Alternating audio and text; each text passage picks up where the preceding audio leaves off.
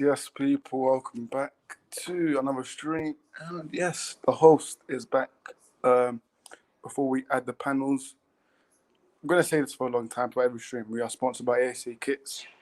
You can get 10% discount by using code OrangeFootball, no caps, no space, at asakits.co.uk. Get your new season kits, tracksuits, bottoms.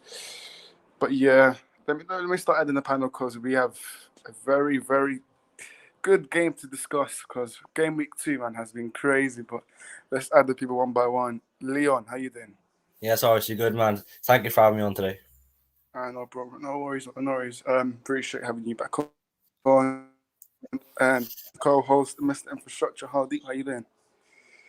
Very good, guys. Hello, guys. How you doing? I just want to say, with regards to us kits are amazing, though. Buy the kits. If you've got a sponsorship below, so efficient. Go for it. Also, guys, just before I add more people, big up for 232 subscribers. This is great. Get the subscribers up. We're not going to stop here.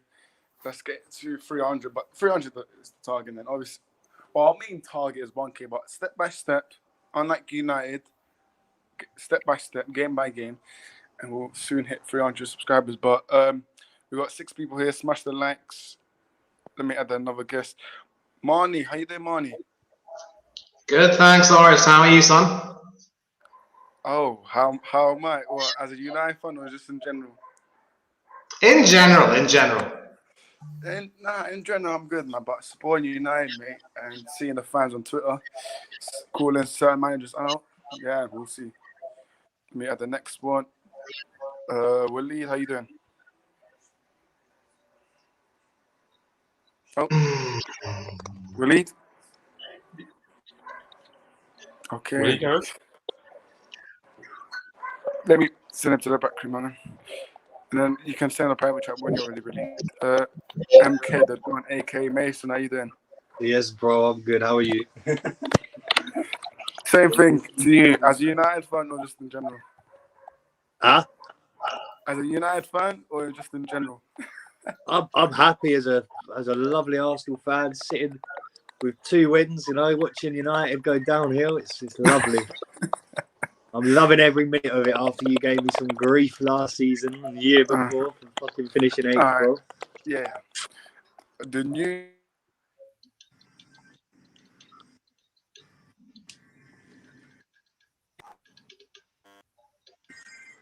Oh, he's gone.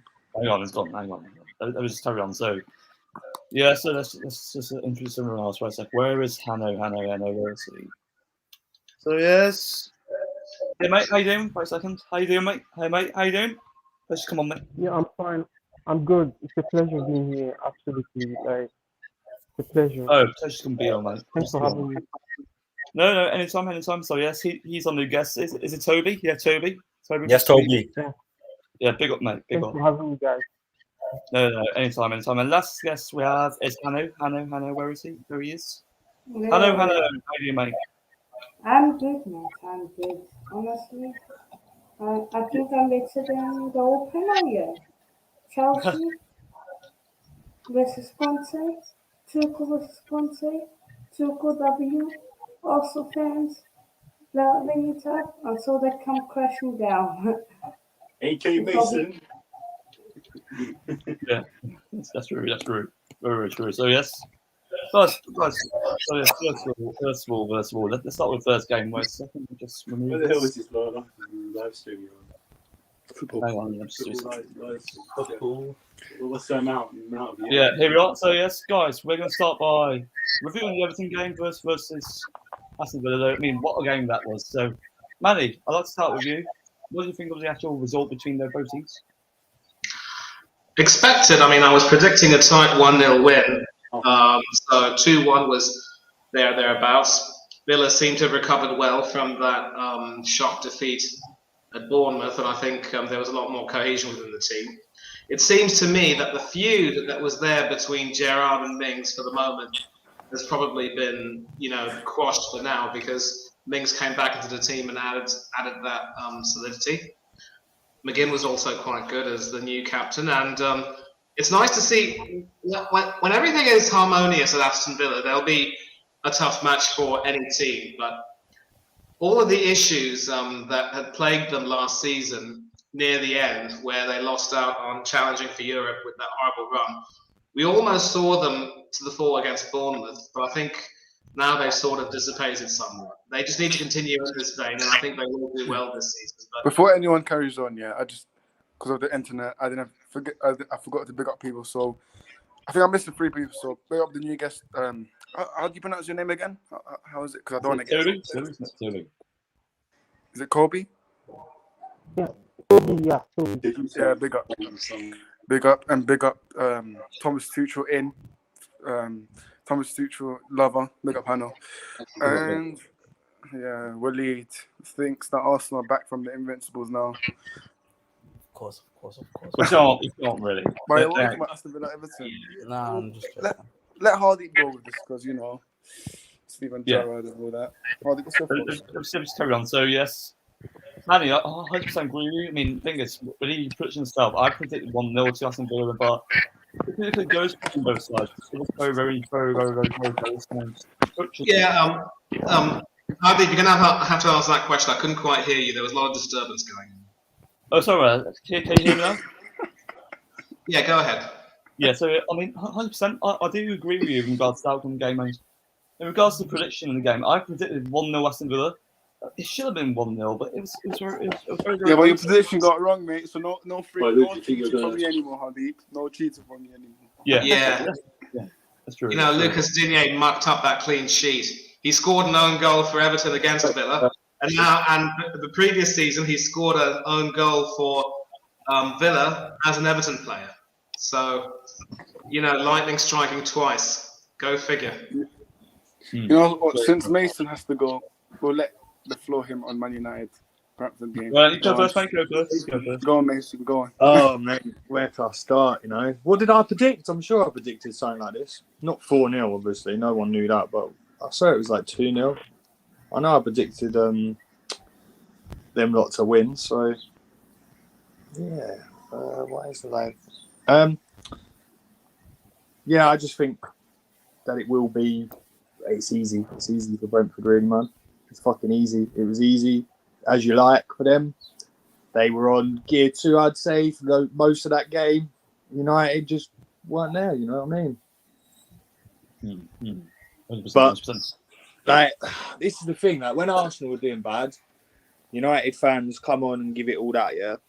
When United are doing bad, they still come on and give it all that. But when are you United boys going to learn that you're no longer a big club? Neither you guys. Small fry, bro. You're small fry. Hang on a minute. And he's back. I knew that was going to trigger him. But yeah, look, listen. Right, listen. You're not Sir Alex Ferguson's team like more lads. Yeah. Yeah, we know that. And you're not the big United from the old. It's gonna take you guys about 5 years to get back, basically. Oh, depends really. Depends.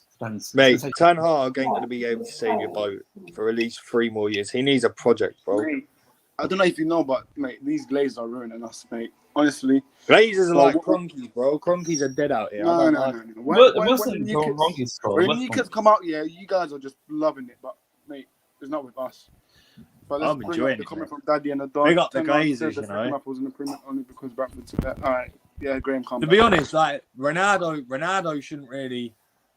All the blame go on him. I see like all United fans blaming Ronaldo. Yeah. But what about the Howe, bro? Yeah, did you see that? That's hard.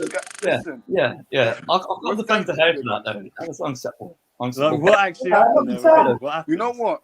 The only praise I can get there is for him coming out after the injury and for himself telling Sky Sports, Yeah. let me do this interview and apologize. Well, no one else would come out because they're all Yeah, but Maguire wouldn't petrified. do that. I Maguire want would captain do want to do this. I want captain want to do this. So Maguire that and is your the- captain, Maguire. yeah. No. That just proves it all, man. Yeah. That just But proves Hardy, it all. what's your Maguire, point before I go on a rant? Hardy, obviously. Who are you blaming? Ten Hag, players, both? Who are you blaming? For me, it has to be the players and also the ownership. I mean, they have to be really accountable. You have no. Stop this. I put away and I've got long. You have to blame the manager. It can't No. We're not doing this. just the players and the Hannah, owners. you shush. No, come on. Shush. Come on. Hanno, look at this. For 17 years, they've bled us dry. They leveraged significant money out of the club. And what are we going to do on this ownership? We aren't going to reach potential. We're going to regress. We're going to get relegated by the sense. It's bloody shambles, It's bloody shambles. It's going to get worse, my words. Oh, mate, You know guys are finished. You know what these 10-year-olds are doing now on Twitter?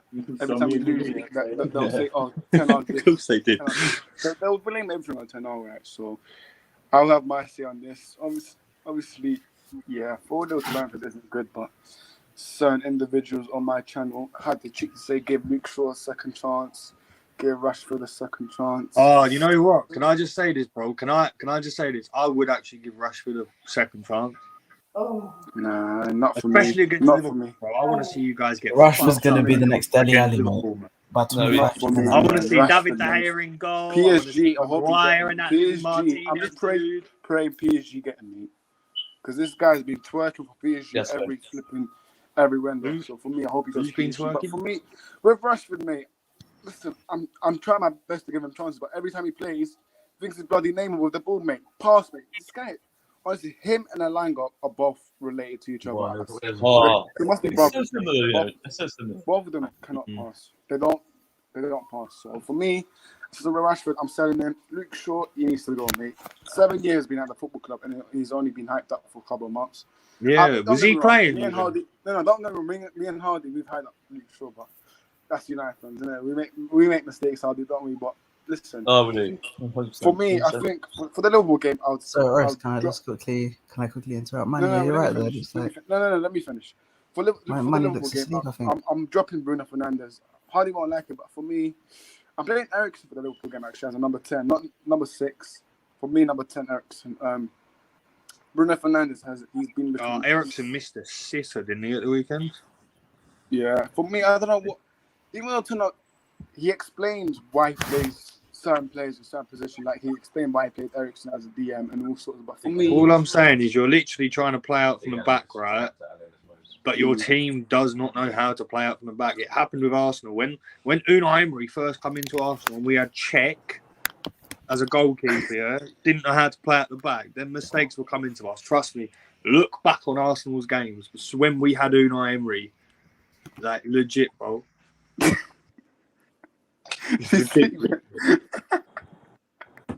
Manny, hear us? Manny? It's wrestling. He's sleeping. You sleep. Manny, what you thought? Oh no, he's done as a joke. Yeah, I should apologise. I mean, I've had a pretty tiring day so far, going here and there. Listen, you wake me up, you shout my name. I'm listening to everything. I just had to close my eyes a minute. Yeah, but that first half was really when everything was decided. It was the most bizarre first half I've ever seen, and I've seen a lot of Premiership football. Oh, thank you. It was the worst game of David De Gea's career, and I've seen him have a few bloopers, but that was the worst game he's ever played. That was the worst United back four I've ever seen, the most ill-fitting, ill-equipped back four. The midfield was absolutely clueless, and Cristiano was choked of supply, and I don't know if there's anything more than I can say. I'm not going to get into this whole Schadenfreude stuff. Let's get a new guest. Yeah, Cole. Yeah, United are in the mud. Yeah, Colby, what do you think of that result? What do you think of that result, Colby?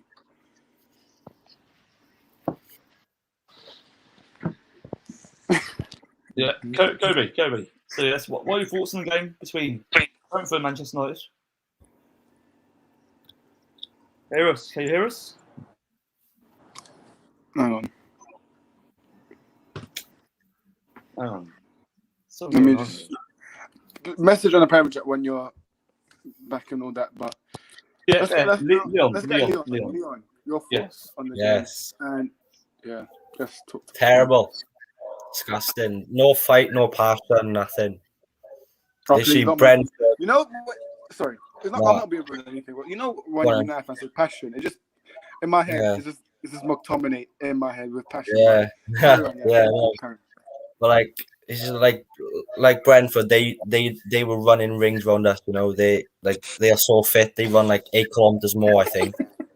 You know, it's just like it's not good enough. You know. Yeah. Mate, I said these players will throw Ten Hag under the bus because look at the past. They did it to Marie. Listen, Oli was tactically inept, mate. No one can say anything about Oli about this and that. Oli wasn't good enough. Simple as that. But I did say about this board. Me and Handik said about this board, saying they're not going to back him. 3 players isn't enough. It's not enough. It's not enough. Ericsson, Manasseh, Martinez. That's not enough for me. He clearly wants more. Clearly wants to drive. Where's the toilet place? He's going on in the back room. But anyways, as I said, Anthony. Obviously, that's not his fault because Ajax want 100 million. I don't know what Ajax is smoking on that, but as I said, 2 weeks left. We're going to talk about the transfer window, but honestly, we have 2 weeks left, and United are about to get flipping Rabiot, and so James Garner before we get flipping McTominay. Like, what on earth? Who's right, Leon? I know. I don't think the people know, but you obviously met Rich and Owen. Hanno can actually review this as well. I mean, Hanno, what are your thoughts? Okay. United. He's gonna blame it on 10 now. I know this guy. Ericsson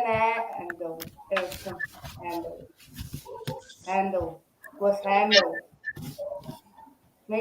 Listen, my manager's not. I told you you can't handle the pressure in the camp. My manager's not getting rattled by Conte, is he? Is he getting rattled by Conte? Is my manager getting rattled by Conte? Chelsea fans, sit down, bro. Wait till you face Conte. Wait till you face Conte. Conte rattled Thomas fucking Tuchel, man. Yeah, man. Rattled him. Yeah. And Thomas apparently now, when you shake hands, most of his height, yeah. Okay, can I Antonio Conte is probably half of Thomas's height. You got rattled. Wait, Toby, are you back? Colby, are you back? Yeah, Kirby Harris. Can I go on? Yeah, go.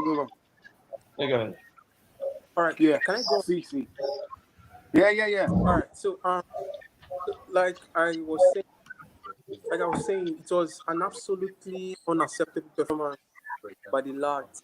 You know, it's quite very obvious. Manchester United is they are actually in range now, and it's actually going to take a miracle. And the last game against Brentford, it's going to expose the club, and quite a bit sorry for Ten Hag, right? Because it seems Ten Hag is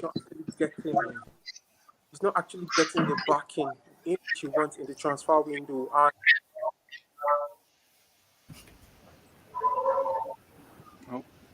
yeah, Harris. Yeah, there might be a bit of an interruption, but yeah. Just carry on. Let's get the neutral fans in now. I think Waleed hasn't spoken about United yet, so the floor is yours, mate. Go on.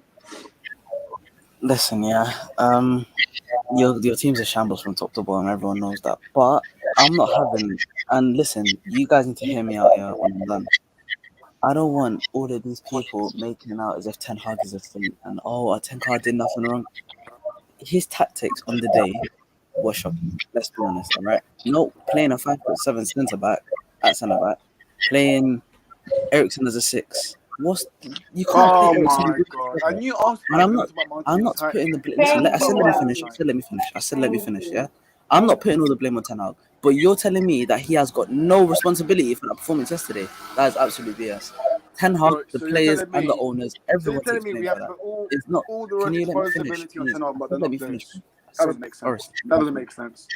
Well, no, but I have to cut you off when you're not making sense. No, you can't. No, but you're not making sense. So I have to cut you off. No. You're not making sense. You said we have to put all the responsibility on Ten Hag. That doesn't make sense. That means the players. I'm not saying that I am. We can't blame the players. You guys No, aren't putting Hardy, any did blame you on not Ten just say Hag, that? which Hardy, is did you not not just good say enough. put all the responsibility on Ten Hag? Listen, I'm, you put out Yeah. the team, yeah. The team was right. No, There you was nothing wrong don't. with the team. There was nothing wrong with the team. You dropped So okay, so what McTominay, was Ten which Hag you, not in the stadium yesterday then? Was Ten Hag just not involved at all? McTominay At all, got was dropped, not which involved. he deserved to be dropped. But you Rashford is sub still him playing on because at we have half no time other over Van options. der Beek and Ghana and all of these players. What is the logic? There's no point Yeah, in but dropping him the if you're going to bring him on at half time when you're it's 4 not 0 only down. Ten Hag that didn't play Van der Urs, Beek. Urs, let me Other talk. Let me managers finish. didn't play Van der Beek. Urs, can you let me speak? All right. You just Ole Gunnar Solskjaer. Stop. Ole Yeah, Gunnar but Solskjaer. yeah, go Ole on. Gunnar Solskjaer, Ralph Rangnick. All of these guys have not. There's not been a team that's ever lost 4-0 to Brentford since they've been in the Premier League in general. Like no one has. No one's lost 4-0 to Brentford. It's just not happened. All right. So if you're telling me that he, first of all, he didn't put our United strongest team because, as I said, Eriksen and Bruno can't play well, I together. never said They that. both are number 10s. So to drop McTominay, yeah, that's a good thing. But you're just putting Eriksen there when you've got Fred and you've got Ghana. That doesn't make sense. Your Mate, team. Ghana wasn't even at the sub. What are you talking about? Yeah, so why is that? He had such a Ghana, great season last year. we're We had a looking to good sell pre-season. Ghana, mate. How about that? We're looking to sell Yeah, Ghana. why is that the sell case? McTominay. Why are you selling Ghana? Because Because the you're board, freeing up funds to sign mate, Rabiot. John Guys, Myrtle wants to sell. John Myrtle wants to sell him, not Ten Hag. Is John Myrtle that idiot? You think Ten Hag's not had a say in this? If Ten Hag had a say, then Ghana would be playing. Ghana had a good preseason. He had a good season last year, and he's not playing at all because you're selling. You can free up funds to sign Rabiot. Like it doesn't make sense. Like your whole team, But your whole according to Richard club in Arnold, we've got the money to back shambles, the and it was manager. shown. Apparently, it's Richard Arnold. He said in that interview, we've got the money to back the manager. That's what Richard Arnold said. But nah, man. Honestly, for me, I'm not worried at all. I'm not panicked. I'm not present at panic time. Listen, I feel like if more losses happens and Ten Hag does not get back, for me, he should walk away. In my opinion, he should walk away because why on earth should he stay here and he's not getting his right players? Like honestly, that doesn't make sense. For me, Liverpool next. For me, I wouldn't be surprised if we get something. I'm not saying we're going to win, but I'm not surprised if we turn up. And We'll lose though. We'll lose. I know, but I'm just saying in general, I won't be surprised because obviously. Also, Liverpool can I have the just whole say one more influence. thing? Can I just say one more thing?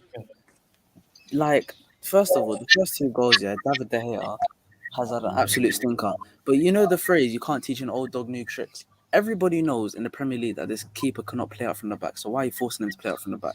No, I understand that's your my system. God, man. I understand that's your system. I understand that's the way that Ten Hag plays. But if a player can't play your system, then don't do it. It makes simple sense. But he did it in Brentford knows that pre-season, you can't play though. out from He the played back. out from the back. Nothing was wrong Yeah, with in there. pre-season is half-hearted. No It's not like one's you guys putting were their overhyped in absolute pre-season as all. well. The hell? I'm As not I comparing said, you guys to Arsenal. We're 2 I'm completely watching. different levels right now. What I'm saying the reports is coming that out you from Ten can't Hag's mouth. make a Ten Hag's keeper mouth play said out De from the Gea back. does You not can't play out concern from me. the back. Ten Hag You said can't with make his a own mouth. keeper that can't play Hang out from on. the back. Play out from the back. The guy's 31, turning 32. Hang on. The defense. What about Maguire? Ten What Hag. about Shaw as well? Ten Hag said from his own mouth, De Gea does not concern me. Someone asked him about keepers playing out from the back. Okay, yeah, He said 100%. De Gea can suit that. He never said That's why De De Gea has the worst. He has the worst at claiming crosses, and he's the worst at commanding his books in the Premier League according to stats. That's literally stats. Out of all 20 goalkeepers that start for Premier League teams, De Gea is 20th, literally. But okay, yeah, he can definitely play out Let me from the get back. this coming out. The point is this, yeah. There's a reason you faced Brentford and Brighton so far, yeah. Both Spanish keepers are ahead of De Gea in the Spain pecking order, and there's a reason for that. That's what I'm saying. All De Gea can do is there is a reason because Luis Enrique has an agenda with De Gea, so there is a reason. That's the reason. He's got an agenda with him, but he hasn't got an agenda with him.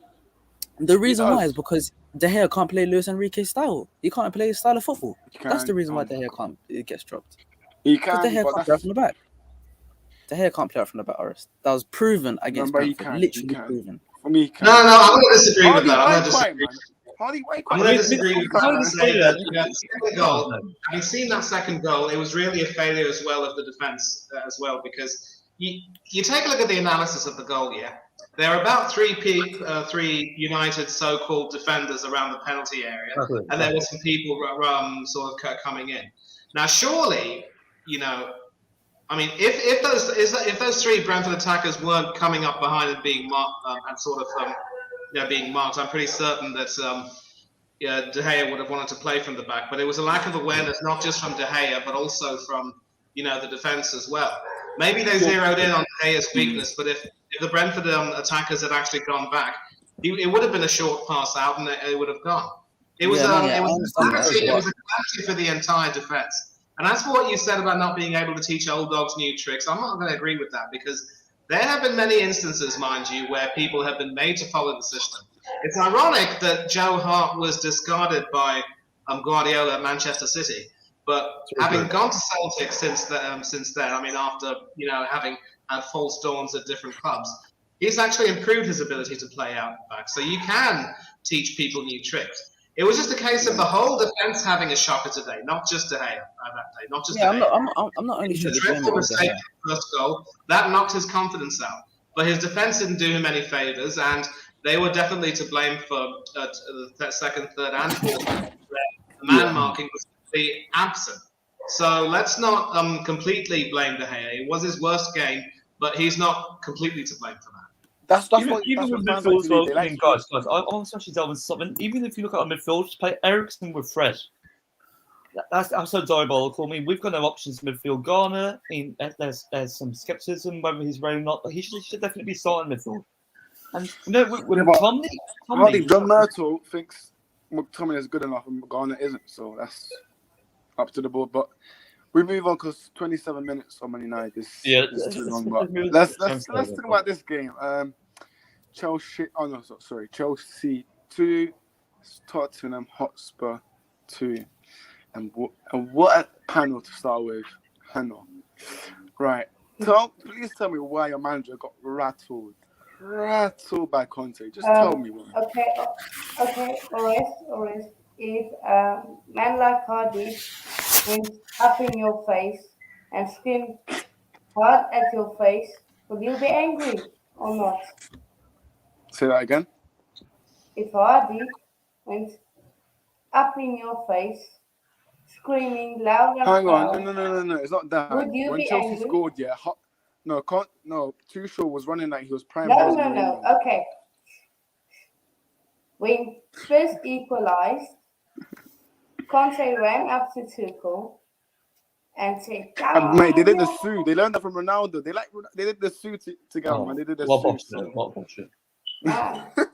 Or else you will also be rattled. Now, in my opinion, I think for me, I'm gonna be honest. You can't, whether it's Tuchel's fault, Conte's fault, you can't do this to Conte, man, because literally Conte he takes no jokes. Literally, if you celebrate in front of him, he's gonna do something to you, whether you like it or not. For me, what I thought of the game, I think Chelsea played fantastic from in the first half. When a team plays well, I give props. So I'm not that type of fan. But for me, first half, I was impressed by Cucurella, man. I like him. I wish United signed him, but what about Koulibaly? Koulibaly is amazing. Yeah, mate, we signed Maguire instead of him. Deep. So yeah. First half, Chelsea were playing good, but when Conte made the changes, Richarlison, Basuma, Perisic, Chelsea fell off a bit. But listen, it was a good game. Good point for Tottenham fans, but listen, Chelsea fans have already made a petition to get Anthony Taylor out for the Chelsea game. So listen, referee, I'm not saying Anthony Taylor is a good ref, but listen, Man United have had worse refs, mate. Honestly, you see our referee for the Liverpool game next week is Michael Oliver. So listen. He's such an incompetent referee. I mean, if you look at his decision making, his capabilities, and also his expertise in football, it's going to cost us. Not words. Let me read out this comment. Rattled, what game are you watching now? Can you keep calm on Taylor? As I said, Anthony Taylor, for me, obviously, he's one of the worst refs, in my opinion. Whether I'm a Chelsea, whether there's a Chelsea fan perspective or not, Anthony Taylor, he's not good enough. But that's Premier League for you. They're not going to do anything. Then they're going to keep the refs and all the sorts. But for me, obviously Chelsea should have won. Don't get me wrong, but and then when you put in your hair, it's not a foul. So yeah, we move on. Hardy, what's your thoughts? Okay. Hannah, go ahead. Yeah, you could. Great work. Best Chelsea performance I thought we were going to see this new Tottenham. Tottenham are still the same old Tottenham. Literally, No, it's they're not the only same old Perisic Tottenham. that can. My time. It's only Perisic, two, that can make a difference. That's the only time Tottenham look dangerous is off corners when Perisic came on. That's the only time. Rest of the Mate, time, Hannah, you think you're Ralph Ragnick wearing those glasses, don't you? okay, I'm let joking. Big up, me. though. Big up. Big Hannah, up. you got Leeds away in it. You know, Leeds away is not easy, mate. It's not easy. Oh, So it's not a bit low. What's the The thing is, we look good. If Leeds come out, we will batter them. That's if a team comes out against us, we will batter them. But if a team sits back like Everton did, we are going to. It's a long day. Then it's going to be a United. It ain't easy. let's read some comments. Fun Club says United needs a fresh board, but listen. Oh yeah, definitely we do. We need an overhaul. I mean, it's not a shambles. I mean, Ralph Ragnick was right. Yeah. Ralph Ragnick was right about open heart surgery, 10 signings, but according to people that came on my channel, he was toxic. He was the problem at United. So let's move on to another comment. Anthony Taylor needs to go be a ref for a kids league. If we put in here, the EPL is going to be putting more here than a. So yeah, needs someone that motivates the whole team. Listen, I think Ronaldo, like Rashford, will not listen to me. There's reports saying that they undermine him and all sorts. So the next. I think Ronaldo is the only main leader, probably not just. You could say David De Gea, but he's gonna listen to David De Gea, man. I like him, but he does. For me, that it's clear and obvious that De Gea doesn't like Maguire, especially. I think it's the second goal. He should have. Maguire's right, free and available, but he didn't pass it to him. So let's get Leon. Almost. I want to say something. I saw various reports in regards to Ronaldo. The reason why a lot of players are actually undermining him is due to his lack of inadequate standards. I mean, he has a winning mentality. What do those players have? They have nothing. It's a shambles. They're just here for the money. It's just money talks, isn't it? They're here for the money. That's it. Yeah. Yeah, Leon. Yeah. What do you think? Yeah, it was like proper box office, wasn't it? It was end to end, you know. But I only seen the second half, you know.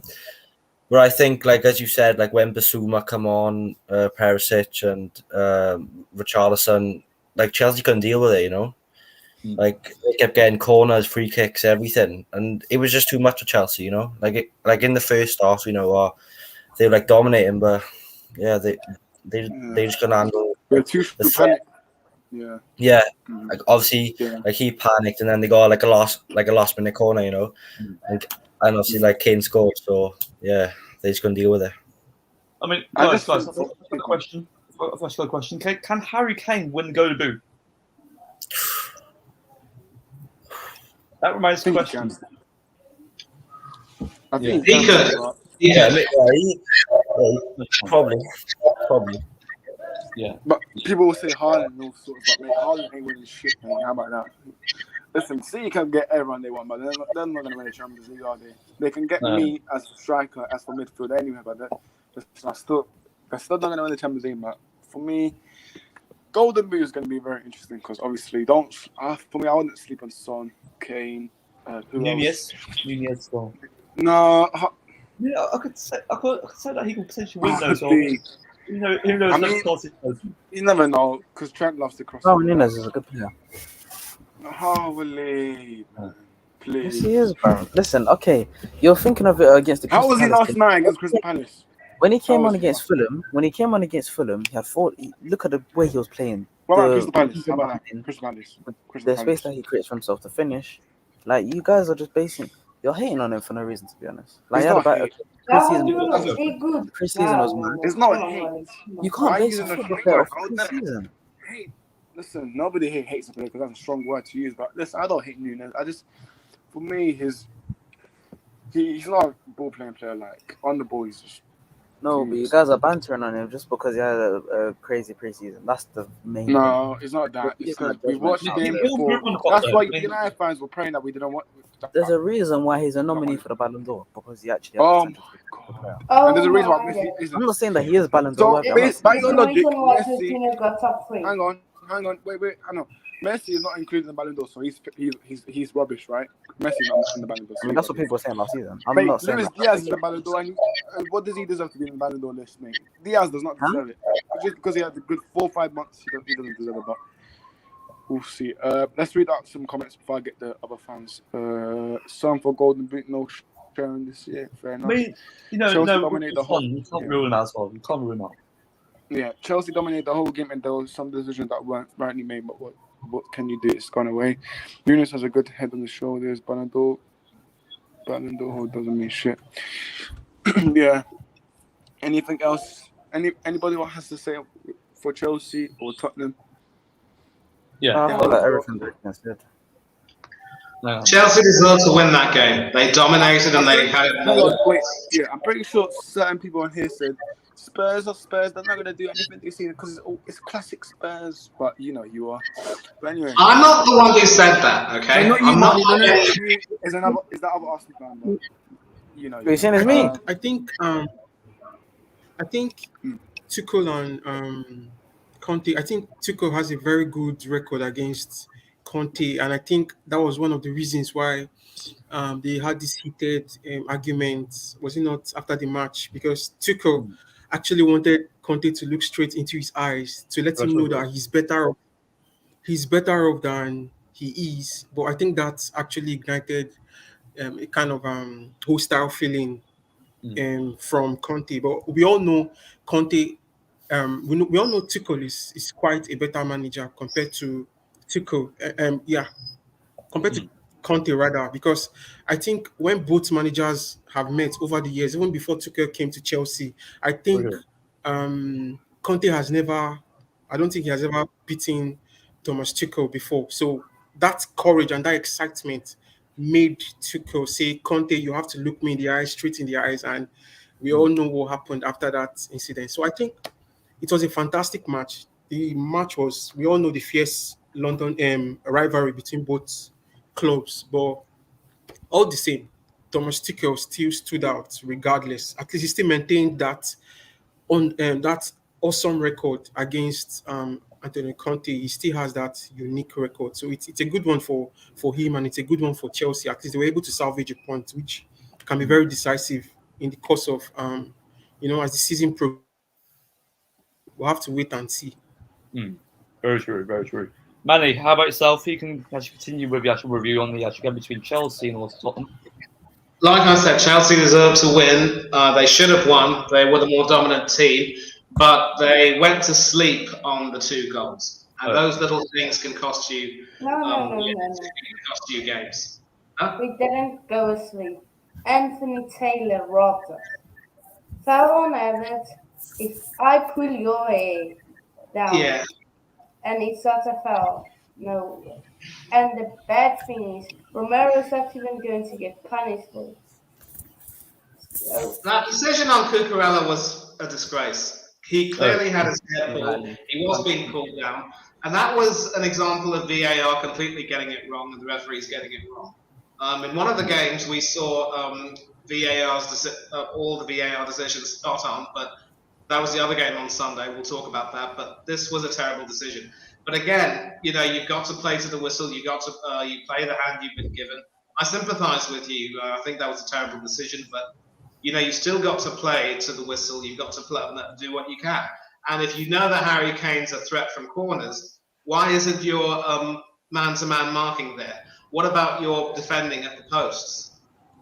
Chelsea just went to sleep for that. And even with the first goal, I think Mendy was not really well sighted, so he couldn't really see that ball.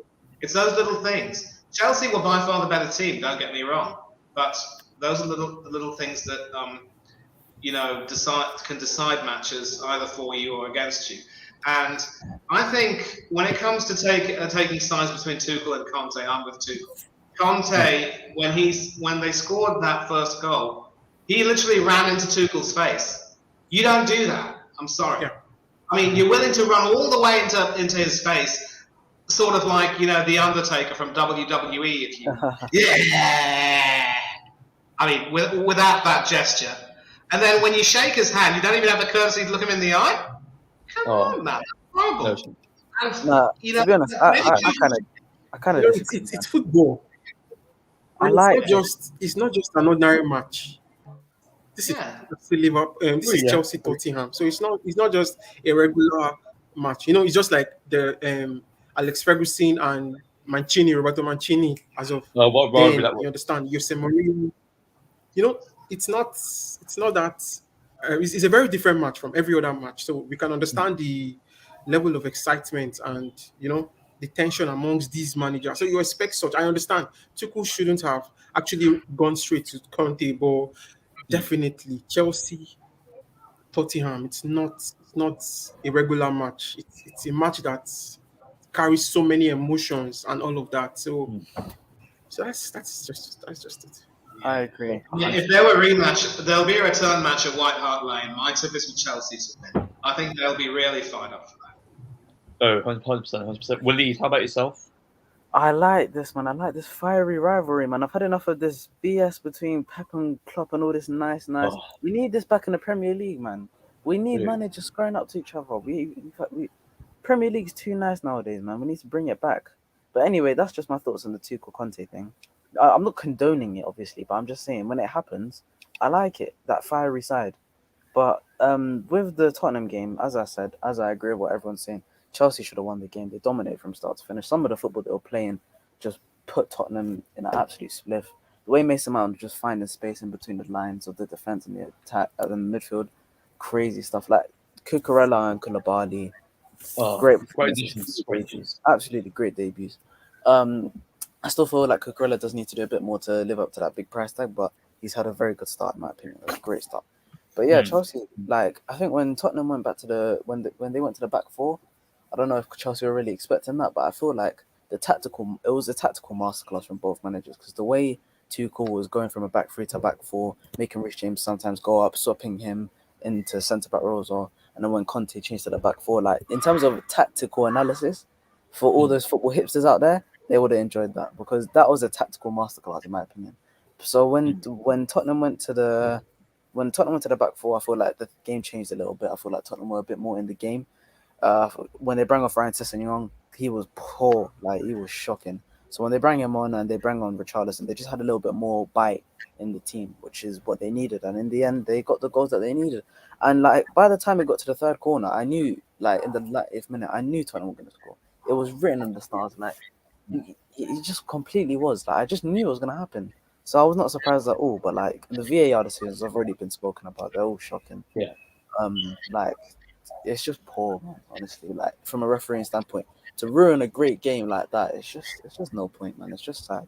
But I'm not complaining because even though it's match day 2, that's points dropped. Arsenal still second, title charge. No, I'm joking. But yeah, it was a great game to watch. Yeah, I predicted a 2-2 draw for that purpose. You got two managers who are tactically on the pulse. Neither team wants to lose. I predicted a 2-2 draw. As an Arsenal fan, I shouldn't be happy with Harry Kane scoring a last-minute goal. It is what it is. Oh, 100%. So yes, let's delve into the Aston Villa versus Everton game. I mean, Manny, you've already given your thoughts as well. So, starting with Leon, what are your thoughts on the game? Was it a great game to watch in your perspective? Yeah, it was a really good game. It was like end to end. But yeah, I think Villa did dominate for most parts of the game. Everton were like sitting in a really low block. Connor Cody doing some really good defending. But when Everton's new signing Onana come on, then it was like a different game because he had a really big impact in that midfield, and he obviously got Everton's goal for them, for the own goal. But I did think Villa did dominate for most parts of the game, but 70th minute Everton did start coming back into the game. Yeah. Very, very true. Very true. I mean, what one of his points out is the performance of Kamara. I mean, what a signing he has been for Villa so far, and I think in terms of the Premier League season, he will adapt really well to the intensity of the Premier League. And for me, United, we should have went for that signing. What a great player he is, and I think he's definitely going to enhance them tactically. So yes, Toby, how about yourself? What are your thoughts on the game between Aston Villa and also Everton?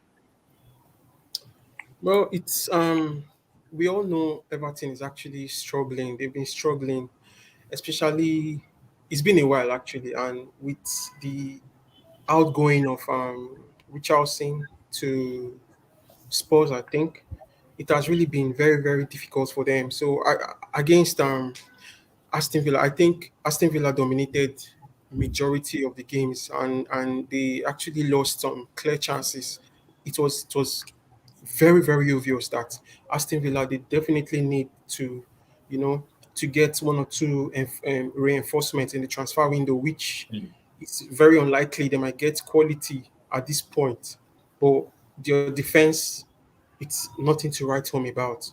I just hope that Frank Lampard will not be the first manager to be, to be asked in the Premier League, because Everton, they are really, really struggling, and they definitely have to get back on track if they are to, keep up with the pace and all of that. So it's still a new season, but we will definitely see how it goes. But I think they have couples of tough matches ahead. I think the next match is against Brentford, and we all know how hot they are right now. Like beating Manchester United 4-0, it definitely will give them that momentum, that spark to carry on.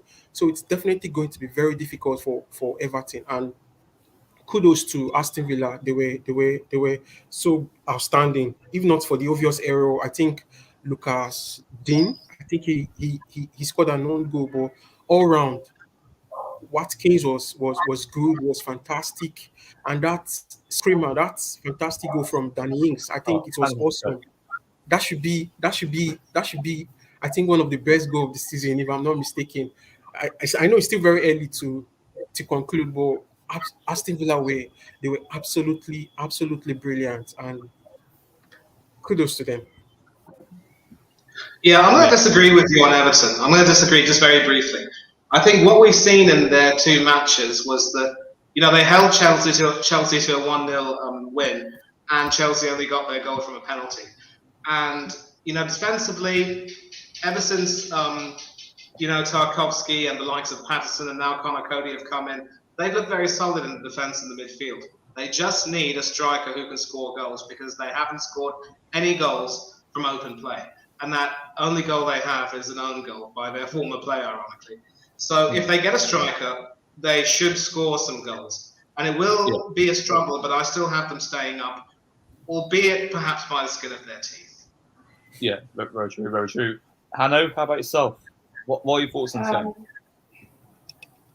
I'm so angry at Villa and Everton, both teams. Why got to score 2 goals, Villa? Why? 2?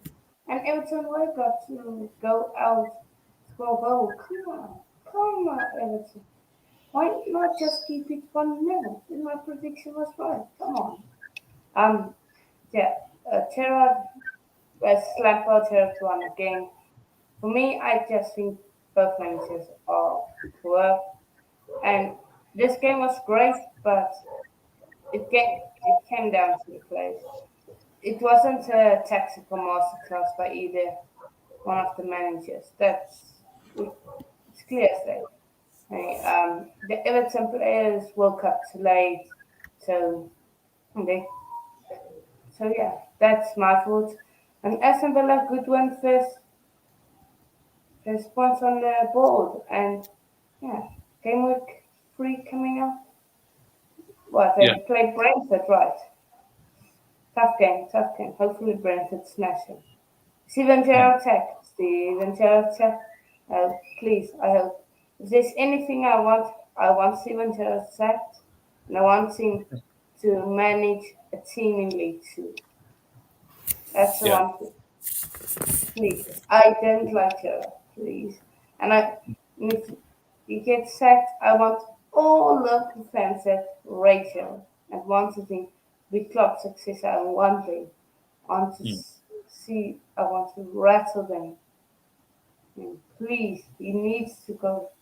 But then again, he doesn't need to go, because then Villa might be actually good. So yeah, very true. Very true. I mean, guys, just a question for you all. Can you see either Frank Lampard or even Steven Gerrard get sacked?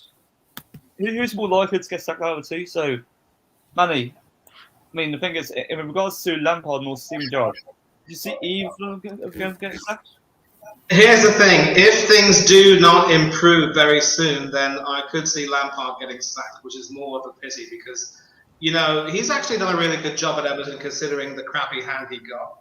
I mean, Benitez literally, destroyed that entire team with his outdated ideas, and I think his days in management are now over. Lampard has done pretty well. I think that Chelsea stint where he was successful at first but didn't quite live up to that has sort of dented his confidence in a way. It hurt him deeply. But then that's business. That's football. It's business. There's no room for sentiment, no matter what your legacy is at a club. But he's done a good job at Everton, but he still needs a striker. And performances do have to improve. Gerrard could be a possibility as well if performances don't improve for Aston Villa, but the problem is I see performances improving. I can't see them improving for Everton. So Lampard is probably more at risk, but a week's a long time in football, and there's about 2 weeks before the transfer window closes. We'll see what happens. Yeah, fair point. So yes, Leon, how about yourself? Who do you see getting sacked? Either Lampard or maybe just Steven Gerrard? Who do you think will get sacked? That's a really tough question, man. Obviously, like last season, like Lampard kept Everton up, but Gerrard does have a really low win ratio. So that's a really tough question, man. Both managers now, really good players, but I don't really know if they cut out for management just yet. And the first manager to get sacked, I think, might be Lampard if he don't keep Everton up. But it's the same with Gerrard, really. Like if Villa keep losing games, then it might be him, But you never know with football, Yeah. Yeah, I 100% agree with you. I mean, the thing is with Lampard, I mean, as a manager, he's quite overhyped. He needs to improve tactically, and also with experience as well. He's just too naive. If you look at Chelsea as well, given last stint in the months he was in, he was under intense pressure. He couldn't overwhelm the extra pressure. He couldn't deal with pressure. And also, if you look at his acumen, what sort of acumen does he have as a tactician? What sort of acumen does he have as a manager? None. He has no credentials to manager. And Gerrard as well, 100%. Anything to improve regardless. So it's Toby. How about yourself? Who do you see getting sacked out of Lampard or Steven Gerrard? Well, as it stands now, I think after this just concluded game week, in my very honest opinion, I think it's going to be Frank Lampard. It may be Frank Lampard, and it depends on the board, the Everton board. They know how messy the club is right now, and they may be, fortunate enough to give him more time because imagine bringing in another manager. Definitely, such manager may struggle. So I think it may be Frank Lampard, but at the same time, it's a 50-50. It's just between Gerrard and Lampard. If Aston Villa had lost this weekend, I think I would have picked Gerrard because before the Everton game, I think I made my research and Gerrard had a 34.5% win ratio, which is very, very low. Even there was this comparison between he and Gary Neville, being who is the better manager and all of that. So Gerrard he had the support from the Everton board and all of that in the transfer market and all of that. So if he had probably lost, I think it should have been Steven Gerrard. But at the moment, because the Premier League is heated right now, nobody is waiting for anyone, and you fall behind, you're on your own and all of that. So I think, in my very humble opinion, it's going to be Frank Lampard. Fair point. Hanno, over to you. Who do you think is going to get sacked? Frank Lampard, or if or not, maybe just Steven Gerrard? I want to say Steven Gerrard, but just because of the track record Everton have of managers sacked so quickly, I think it's Frank Lampard, but I think we all can agree we won't be surprised if it is Mr. Stevie G. So yeah, and Why you got to bring up that stuff? Nobody wants to talk about Arsenal. We'll Nobody. go to this. No. Yeah. But Great points, guys. Manny, let's start with you. As an Arsenal fan, what are your thoughts on this result? Thoughts on what? Oh yeah. Yeah. Leicester City, Arsenal. I knew that Leicester would provide some spirit and would come with a bit of fight. There have been some issues, of course, that they haven't been able to recruit the players they wanted. They've had to let a few players go, including Kasper Schmeichel. There's still that will it, won't it around Tielemans possibly leaving Leicester for Arsenal, ironically. But I thought the spirit they showed in terms of being able to come back from 2-0 down and continue to keep running at Arsenal was admirable. But in terms of quality, Arsenal had a little bit more. And it was proved with Gabriel Jesus scoring 2 and having 2 assists. And then, the midfield pretty much dominating Leicester's. But we still had some issues in our defence. And I cannot wait, Habib, for Takahiro Tomiyasu to come back. Because he will come back straight to the side, occupy that right back position, and Ben White will be dropped to the bench. I mean, he wanders to the left, he's clueless on the right, his name is Benjamin, his defending is, you know what, not all right. Ben Shine. Yeah. So that is one thing which I didn't like, and also Ramsdale as well. People basically big him up for his shot-stopping ability, and it was, of course, against Leicester that he had that brilliant save, although he was also quite lucky that the trajectory of the ball meant that it didn't bounce beyond the goal line, and there were people coming over to clear it. But this game also, his decision-making was absolutely poor when he rushed out of his that little box within his penalty area to try to, get to the ball before Vardy, only to, stop. And when you commit yourself and then pull yourself back, you're still pretty much going ahead, and you still run an even bigger risk of having the decision go against you. Thankfully, it didn't go against him. It was adjudged to be a penalty, only for VAR to save his bacon. And the second goal he conceded, which was from James Maddison, where it went through his legs and he was beaten in his near post. I remember saying in a podcast yesterday, it was another podcast, that when you stand as a goalkeeper, you do not want your legs to be too far apart. Now, you can't see my legs, obviously, but when you stand with your legs too far apart and you increase that target, you're basically saying, come on, son, shoot between my legs, see how far you can go. You ideally want your legs to be shoulder width apart, which means that they're not stuck together, but there's enough distance for them to sort of give you a balanced position so that you can move more effectively. Ramsdale didn't do that, and that is something which he has to correct very soon. He started to believe his own hype and think that he's actually as good as the press says he is. He needs to know that's not quite the case, and it's that hubris that could harm him. So he really needs to keep his feet on the ground and not too far apart, not together either, if you know what I mean. And overall, we just didn't have the game management to be able to, nullify Leicester's runs at us, especially down the left where Ben White was found wanting. But our midfield was good. I mean, Xhaka had a terrific game, which is very surprising. Odegaard still doesn't have that physicality. Partey also was quite decent. For the most part, we looked good. But in those moments when we switch off and allow the game to drift, that is when we are at our weakest. And we really, really, really, for the love of God, need to cut that out. We're going to have another game against Bournemouth. If we win, that'll give us 3 wins, and everyone will be thinking everything's rosy, everything's wonderful, we're on our way to the Champions League.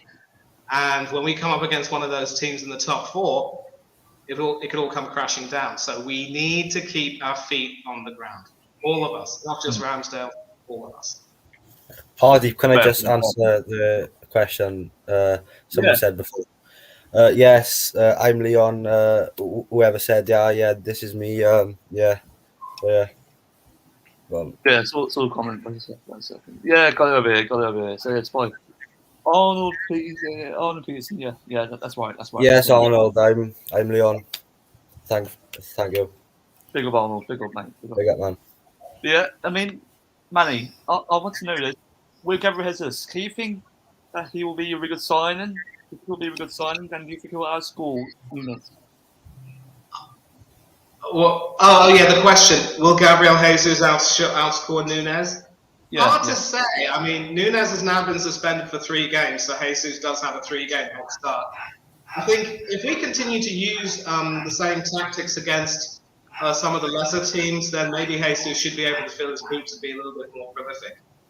Maybe he enjoys the system that Arteta has for him, which is ironic because, I mean, Arteta was an assistant coach at Arsenal all these years, and Jesus was in the team for at least 1 or 2 seasons. But it's going to be tight. It's going to be tight. I think Nunes will probably come back from his suspension a lot sharper and a lot wiser, and he will know not to do as Zidane and butt someone on the head. I'm sorry, but that was just unacceptable. And if he had seen the 2006 World Cup final, he would have known the consequences. Fair point. Let's go back to the banner then. Here we are. So, Leon, I want your thoughts on this game. Do you think it was a between game after Arsenal, and then obviously with that momentum, you see them getting top 4 potentially? Yeah, like it was a really entertaining game, and regarding the question from Rio there, like about Jesus, obviously he scored a hat-trick in that game, I think, and he was class in that game.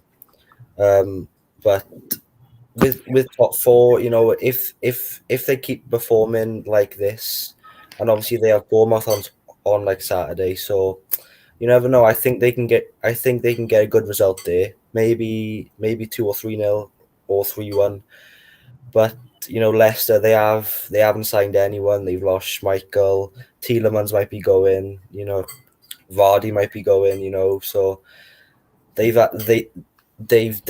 haven't had a good window so far. But Arsenal, I think, with their new signings, Jesus, like Zinchenko and Saliba, all 3 quality players. So yeah, they could get top 4 if they keep performing, but you never know with them. So yeah. But Toby, how about yourself? What are your thoughts on this game? Was it a really, really good huge point for Arsenal?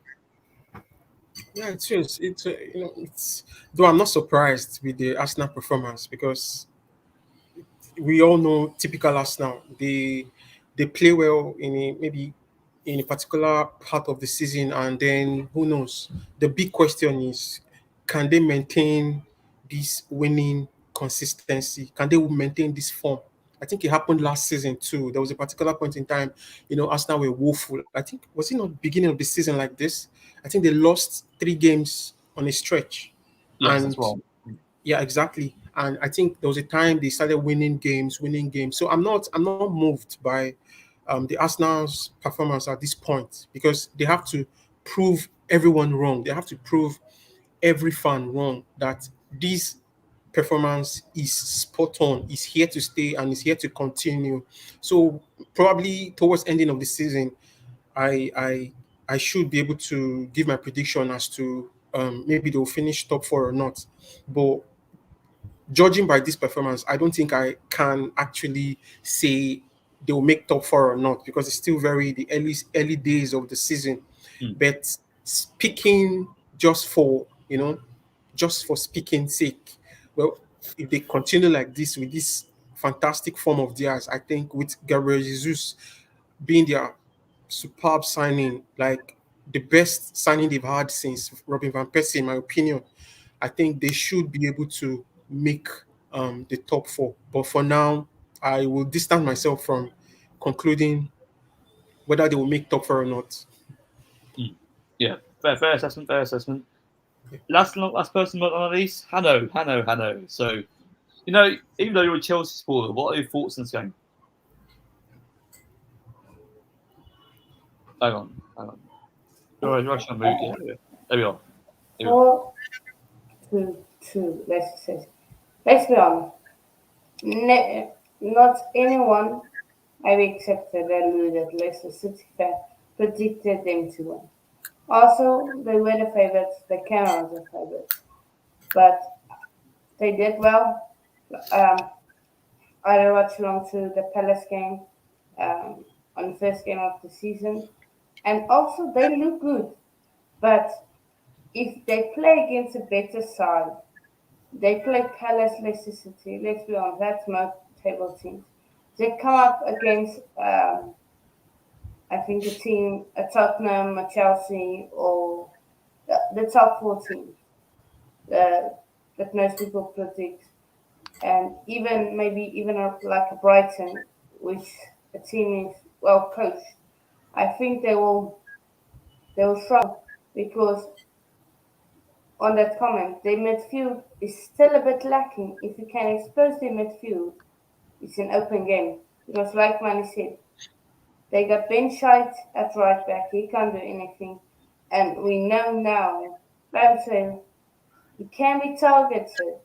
Just like David De Gea. He can be targeted if you shoot it at the right time, at the right place. He can make a mistake.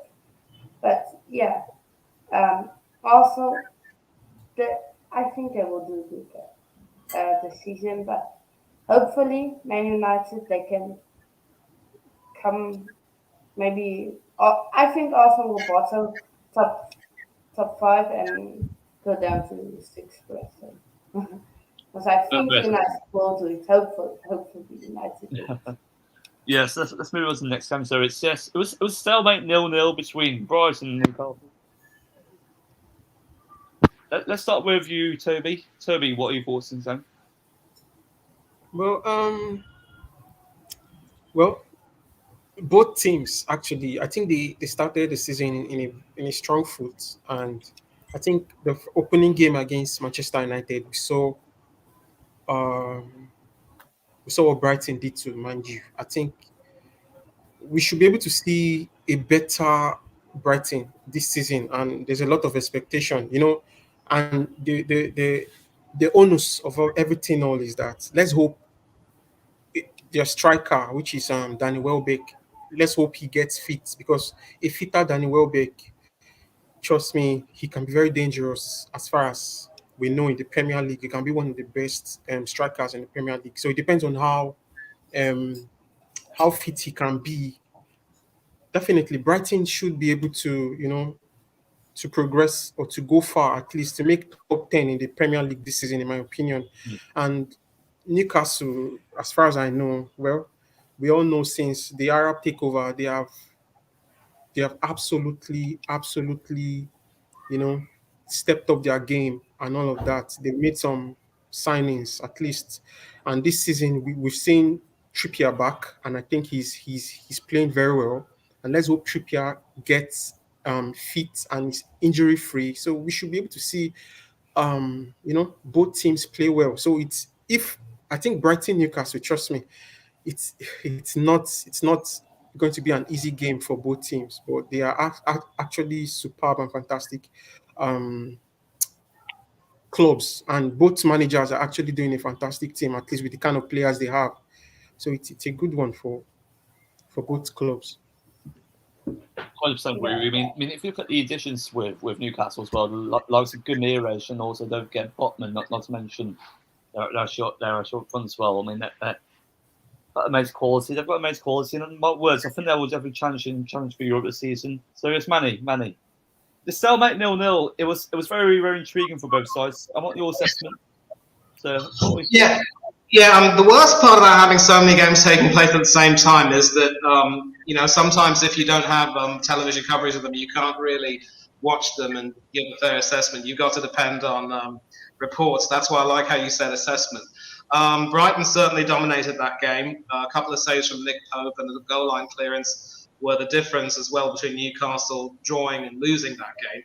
Both teams actually look set for very good seasons, and I've been very impressed with how Brighton have recovered from losing Cucurella and Bissouma to be able to have a little bit more of a cohesive team. And of course, any team which can afford to start with Joel Veltman as a sort of one of a back three, and then bring on Tariq Lamptey to be a wing back and bomb down. And of course, you got the likes of Webu and Welbeck still doing quite well. Trossard, Gross. They should have a very good season, and I'm really impressed with Potter's tactical acumen. He of course beat Arsenal at home, and that was one of those defeats in a clump, if you will, which cost us in many ways top four. So if Arteta were to leave, I certainly wouldn't mind asking Potter if he'd like the job, because that would be a challenge which I'm pretty certain he wouldn't want to refuse. Eddie Howe seems to have done well with Newcastle, but I think people seem to forget that because of that injection of cash, they've been able to get some players. So I think it's really early to say, still too early to say whether Eddie Howe has improved, because let's not forget he was also in charge of the Bournemouth team that got relegated as well. So he has to be able to work with what he gets and work effectively. But by bringing in Nick Pope and making him his number one ahead of Dubravka, he's shown that he's not going to be swayed by sentiment. Unfortunate for Dubravka, because I thought he did have some really good games, even if he had a few poor errors in between. But Pope has looked good. And when you have that sort of a team with players like Pope and Trippier, and also Matt Targett, Dan Burn, St. Maximin, Joe Linton, and a few others, that is a team that can do quite well. And of course, let's not forget our former gunner, Joe Willock, who is trying to come back and prove himself. Newcastle should have a good season, but any real success, any tangible success might be a season or two too soon for them. But I'm sure they're heading in the right direction. I mean, I'm happy with both teams. I think both teams will. Very, very true. And also, I mean, with regards to Brighton, you've also got that jet midfielder in Casino. I mean, it's been linked with numerous clubs recently: Manchester United, Chelsea, Arsenal. Alluding into this question, Martin, can you see him join the top 6 club? You mean Caicedo? Yeah, Caicedo. Yeah, that's right. Well, he's 19 years old, and I remember learning about, sort of talking about him on an earlier podcast about transfers. He seems to be young, so definitely one for the future. I'm not too sure if Manchester United would be interested in buying another 19-year-old to, either potentially start him or just keep him and develop him. But it could be a possibility. You never know. We just need to make sure that he'd be really up for it. You can't just pick any random 19-year-old and think he'd be a good fit for a certain club. We need to probably see a little bit more of him. I mean, United, of course, are so desperate; they'll be willing to take anyone, quite frankly. We would, though. So we'll see how that goes. I mean, I just hope they can sort out their transfer window in the next 2 weeks and build a better team. Their team in the second half against Brentford at least didn't concede anymore, and that was partly because Lisandro Martinez was taken off and Rafael Varane was brought on. Fred was taken off as well. So Ten Hag still has to find a good combination and stick with it. And if you can do that, at least there'll be some sense of normality around things, or at least some sense of serenity, if you will. 100% agree with you. So it's Leon. I mean, this game it was very, very, very close. Do you agree? Yeah, I fully agree. Yeah, and like as you go back to what you were saying, like both teams had a really good start to the season. Like winning both games, against tough teams, But I think both teams have had a really good transfer window. Nick Pope for Newcastle, Nico Williams for Forest. Yeah, and like Trippier as well. He's helped Newcastle massively with clean sheets, set pieces, and just his all-round game really. And yeah, and I didn't see the game, but from reports I heard it was a really good tight affair. Both really good managers in Graham Potter and Eddie Howe has done really good recruitment. But I think if both teams carry on like this, I think both could get a mid-table finish or even higher. You never know. 100% agree with you. 100%. Hanno, how about yourself? What are your thoughts on this game? First of all, I think I need to give Nick Pope a hand. Well done, mate. You saved Newcastle. Sorry, you saved Newcastle single-handed because Brighton they should have won this game. Honestly, they should have scored maybe 2 goals. And yeah, it was a good, entertaining 0-0 game. And yeah, Brighton, well done.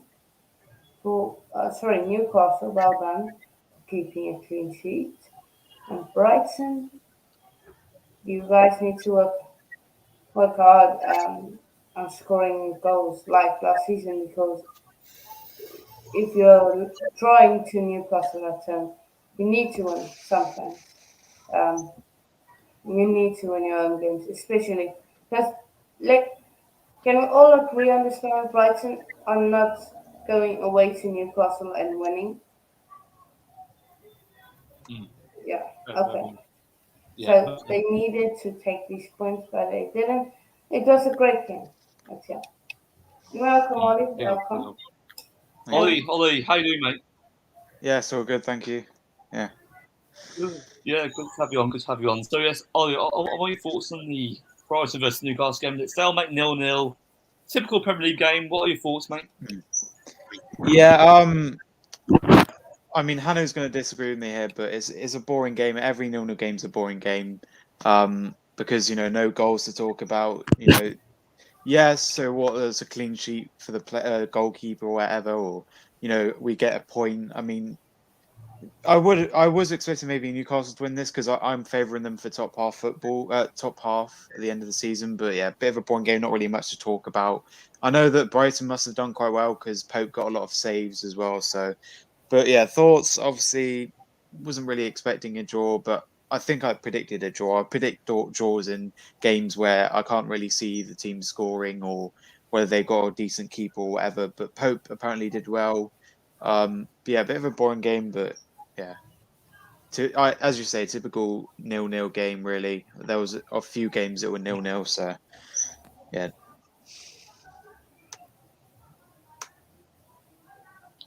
Yeah, 100%. Going back to the Arsenal game, I mean, I want your perspective. I mean, winning 4-2, I mean, great result for you guys. You're in momentum right now. Can you see Arsenal maintain this Mr. start? Yeah, I mean, given result they had. When we did the Prem predictions, I think when we did one stream where we did predicting like who the Arsenal fixture. I think it was a fixtures one where we predicting the fixtures. And basically the first month I predicted that we'll get like 15 points out of whatever, and everyone was like saying, "Oh, he's super. Why he's saying that and whatever." But I'm confident we've won our first two games. We've got we've got Fulham and Bournemouth in the same month left. Obviously, United's going to be the toughest game of the month, and then we've got Aston Villa as well coming up and Everton. So we've got a good run of fixtures. I think obviously beating Leicester was a good result, great win. Obviously, Jesus scoring two goals and 2 assists, and then obviously with the Palace game as well, clean sheet. We were favourites to kind of lose that game. Being televised, first game of the season. Obviously with the Brentford game we lost, and we lost three in a row. But I think it's positive. We're definitely improving from last season, winning two in a row. And then I think we can beat Bournemouth away. Hopefully, Jesus scoring more goals, and then I think we'll obviously beat Fulham, Everton, Aston Villa. I don't think we'll beat United because it's away and our record at Old Trafford is bad. But yeah, I mean it's looking good so far, and yeah, glad Jesus is scoring, and Odegaard captain as well. Good to see that as well, and obviously Ramsdale got the number 1 now, which is good. Hopefully, seeing more of him, and then obviously with Europa League and Cup games, we'll see Matt Turner and maybe Marquinhos play, a few youngsters. And hopefully, I mean, this is what Arrest said as well. We're one signing away from guaranteeing top 4. I'm not being complacent, but I do think at the moment we can get it. But if we get someone like Tielemans or a midfielder that's going to improve our squad, like instead of, Xhaka's all right, but maybe a replacement next to him. And then, top 4 is secure. But obviously, 2 games in, we don't want to get a bit complacent. But yeah, it's looking good. And scoring 6 goals already, just second behind Man City, who are probably going to stay that way. So, yeah, looking good so far. 2 wins out of 2, and hopefully we can carry this on and get top 4 at the end of the season. Possibly, win a trophy, Europa League, FA Cup. I'd probably most likely to finish top 4 and get FA Cup than finish 5th in Europa League, to be honest. But yeah, people have different opinions about that. Fair assessment. Moving on to the next game. So yes, Manchester City. They're definitely dominant at the moment. I mean, considering that they've got Haaland, they were really rampant against Bournemouth when I said 1-4-0. Leon, let's start with you, mate. I mean, great performance from Manchester City, rampant performance. Haaland, he's been quite influential recently. What are your thoughts? Yeah, I mean, it was a dominant performance, 4-0. But people are saying, Haaland only had 38 touches of the ball, but I think he opens up space for all his other teammates, like he didn't have many touches, but he allowed, for example, Foden and Gundogan to bottom forward and score goals. So yeah, it was a really dominant game, but Bournemouth didn't have a really much of a look in, you know. But and I think obviously I think City will like win the league again. But yeah, yeah, it was a really dominant performance, and I think they will go and beat Newcastle again this weekend. Yeah. Yeah. Yes, fair point, fair point. Matt, so Hanno. How about yourself? I want your thoughts on this game. I was, yeah. Bournemouth, why do you need to concede an own goal? My prediction was right. Now you've got to go and concede an own goal. Come on. Yeah, Man City, they did what they do. And my prediction for Ireland Guys, is going hang on. Sorry about that. We've got a bit of background noise. I mean, where's that coming from? Yeah, no, it's fine, man. Apologies. Yeah, carry on. Okay. So, yeah, for me, City did what they did. Bournemouth, why they needed to score an own goal. I wish, because my prediction was right, 3-0. And my Ireland, I need him to have a dry patch because he already scored 2 goals, and so need to have a dry patch. My prediction of him having under 10 goals to be exact. So that's all I'm hoping for. You can get loads of assists, but goals under 10. Please, Alan. Okay, thank you. Yeah. Yeah, fair point. So yes, Toby, I want your thoughts on this game. I mean, Manchester City typically they're actually fresh in a relegation candidate. What are your thoughts on this game? Well, it's typical Man City. We all know how it is with Man City. They every week, every game week, they go out there and they smash it. They smash teams. They get the 3 points. It's very easy for them. And with the arrival of Haaland, we all know that City team, the attack, it's something else. It's something else entirely. With the kind of superb midfield they have, there's the KDB, there's the Foden, Gundogan. You can keep mentioning names.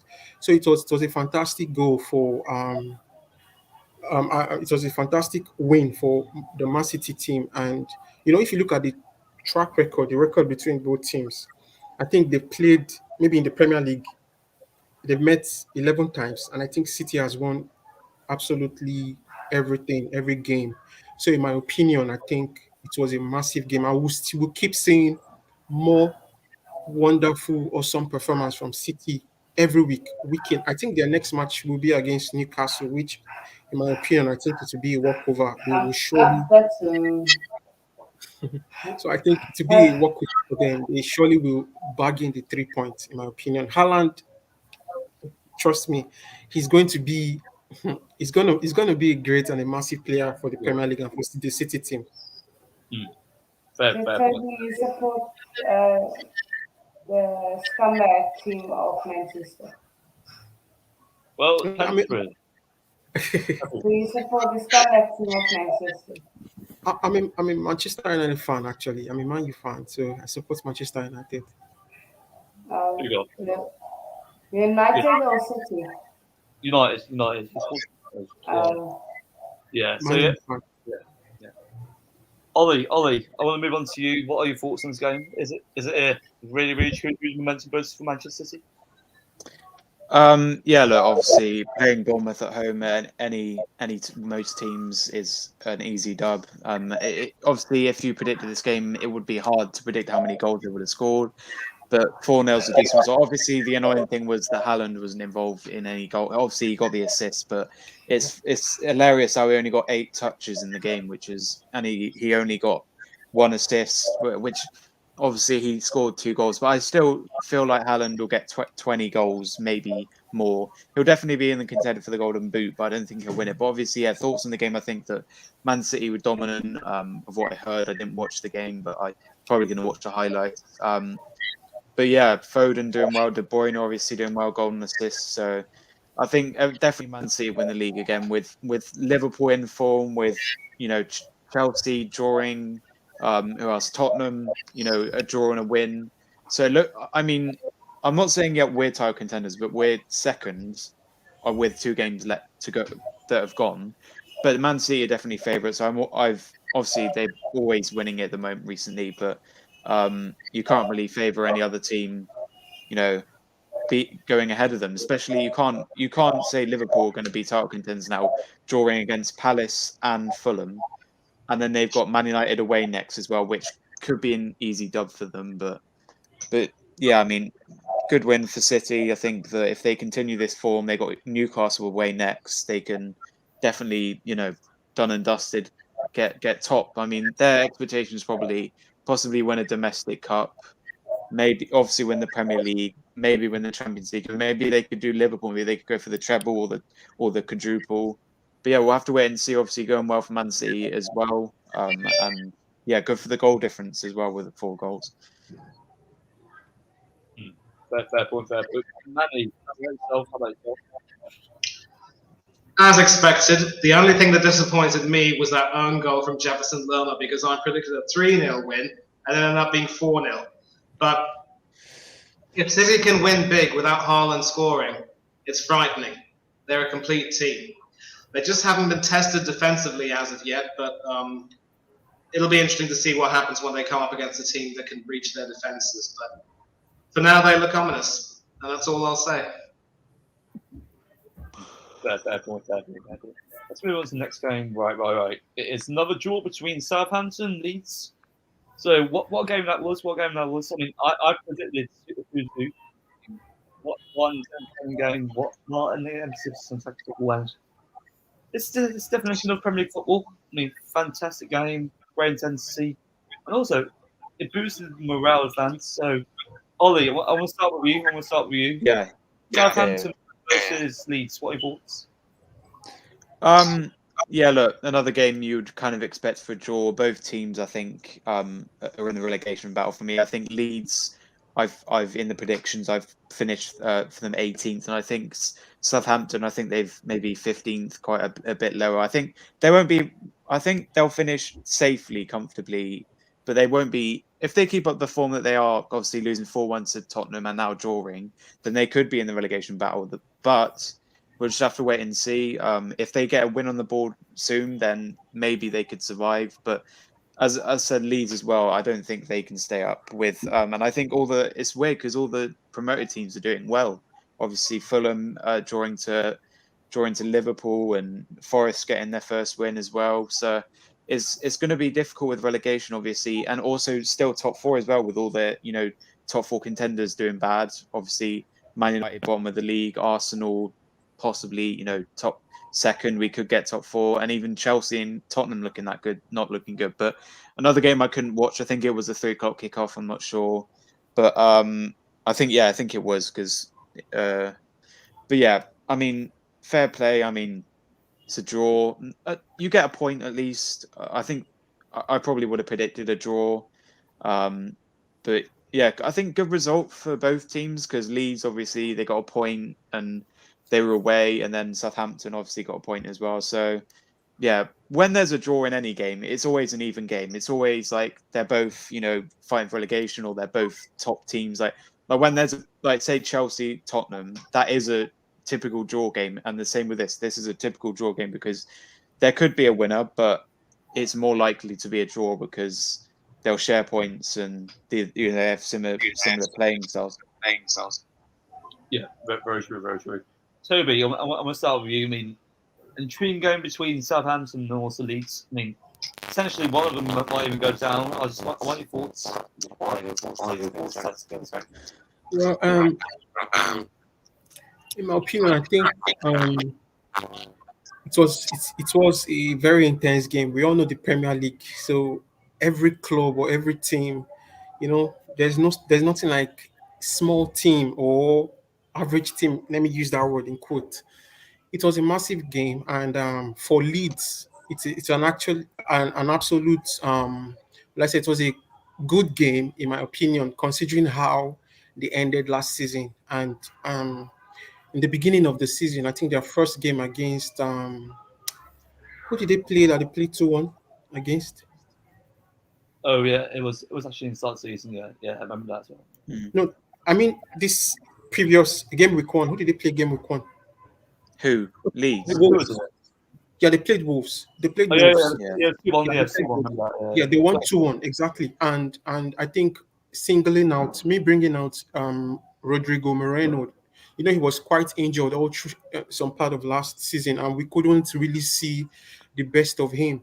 But coming down to this season, you know, the most important thing is how fit he can be, because he scored against Wolves. He scored a goal against Wolves, and coming down to this game week, I think he scored a brace. He scored 2 goals against Southampton. So it's a massive game for Leeds, and let's hope that they are able to maintain their form and try as much as possible to be injury prone and all of that. And for Southampton, well, kudos to them. At least we all know we're expecting both teams to score goals, and Southampton, on the other hand, it has not really been rosy for them, especially when they lost Ings and players like that. So, in my opinion, I think it was really a good game for both of them. At least they avoided defeat respectively, and the standout performer for this game being Rodrigo Moreno. In my opinion, I think he deserves it, and in my opinion too, I think Leeds actually deserve to win that game. But we all know how the Premier League is. You can't vouch for any of these teams for a sure winning and all of that. So it's a massive game. Yeah, 100%. Manny, I want your thoughts. What are your thoughts on the draw between Leeds and also Southampton? Yeah, what are your thoughts? I predicted a Leeds win, but it was impressive to see Southampton coming back. I mean, they were 2-0 down. Hassan Huddle made 3 changes, and that helped deliver the goods. So I think for them to recover from that opening week shellacking against Tottenham was in some ways impressive, and there should be enough about them to do well. But my biggest fear is that they may depend a little bit too much on James Ward-Prowse, and that's going to be a bit of a worry. They will also, if possible, need to either strengthen in this upcoming transfer window, what's left of it, or try and change their tactics. But they should have enough about them to be able to stay up, and I think they'll be fine. Leeds have really, really impressed me, though, from the opening win over Wolves to this performance against Southampton. They've shown a lot of cohesion and a lot of togetherness, especially after losing Rafinha and Calvin Phillips. So I had them going down, I mean, after a tough fight in 18th, but down nonetheless. But, they could end up surprising me, and we're going to see what happens. I think Jesse Marsch just needs to continue to do what he's doing and make sure he has that right combination working for him. If he can get maybe another sign, he's made a lot of signings as well to cover for those 2 losses. So maybe he doesn't need to make any more signings as of yet. Let him just keep doing what he's doing, and we will see how things look in January for them. But Leeds are looking good. They're looking very good. Be afraid. Be very afraid. Of course, definitely. Hanno. How about yourself? Hang on, you're on mute. Yeah. I predicted a draw, but I didn't think these 2 clubs can score 2 goals. Why? Why they got to score 2 goals when we can? I don't think they'll score 2 goals. But Southampton, points on the board. Leeds, they increasing their points. People, well, even I am saying, get relegated. So far, so good for Leeds. Southampton, they're just being Southampton. Honestly, that's it. Yeah, fair point. Leon. How about you? Yeah, I predicted a 2-2 draw actually, and I knew it weren't going to be a goalless draw because I know both teams are vulnerable at the back and they both can score goals. So I knew it would be like an exciting game. But as Marnie said, Southampton rely too much on James Ward-Prowse, and obviously Rodrigo's had a really good start at Leeds this season, but I just think both teams are really vulnerable in defense. like in defence, and yeah, it was a 3-goal kickoff, so I didn't get to see the game, but what I've read about it sounded really good and entertaining for the fans and for neutrals as well, because it had everything, goals, drama, everything associated with it. But I think obviously the next games, I think both of those teams could maybe get a draw or maybe a win. Yeah, very true, very true. Let's move on to the next game. So it was another stalemate, 0-0 between Wolves and Fulham. So I mean, Wolves have made new additions, Guedes, and also don't forget Nunez. I mean, he's a really good midfielder as well. I mean, let's start with Manny. Manny, what are your thoughts on another stalemate in the Premier League? First let me talk about Fulham. I mean, the spirit they've shown in terms of being able to get that draw against Everton and also, dominating that game and very nearly winning it, only for Jose Azar to save Mitrovic's penalty. I mean, it's been good, but, again, just like with Southampton and Ward-Prowse, Fulham should not be overly reliant on Mitrovic to get them the goals. They're going to have to make sure that there'll be other people who can contribute. But they have shown some good solidity, which has been quite impressive. Of course, I mean, if you take a look at the Liverpool game, Fulham were never going to really win that game because Liverpool were much better overall and could have won it at the end. And I still think that Fulham will go down, but they've shown some decent qualities. They just need to make sure that they improve their tactics and get more people contributing in terms of scoring goals and maybe assisting. And if they can score more, then that would be good for them. Wolves were a team which looked to be in crisis, and they're obviously trying to buy as many players as they can. They could struggle this season as well if they're not really careful. And I think Bruno Lage is going to have a lot of work to do in order to, just make sure that they don't completely tail off, if you will. 100% agree with you. Ollie, what are your thoughts on another stalemate in the Premier League? I mean, Wolves, I mean, they're really fragile recently, but they've actually made a lot of additions. I mean, what are your perspective on this game? What are your thoughts, especially given the fact that Fulham actually got 1 point as well? What are your thoughts? Yeah, once again, another 0-0 draw. I just wanted to go back to something at the Leicester game. Obviously, with Leicester, they haven't really made much improvement, not bringing anyone, which is, I think they've had the worst window by far. And also the 2 goals we conceded were a bit unlucky, the Saliba own goal and obviously the Maddison goal. But yeah, back onto this game, obviously another 0-0, which is, this is probably a bit more boring than the Brighton game. Hanno can probably agree with me, but yeah, I was probably, a lot of people were expecting Fulham to win this game, surprisingly enough. I was probably write down Wolves for a win, home away to a promoted team.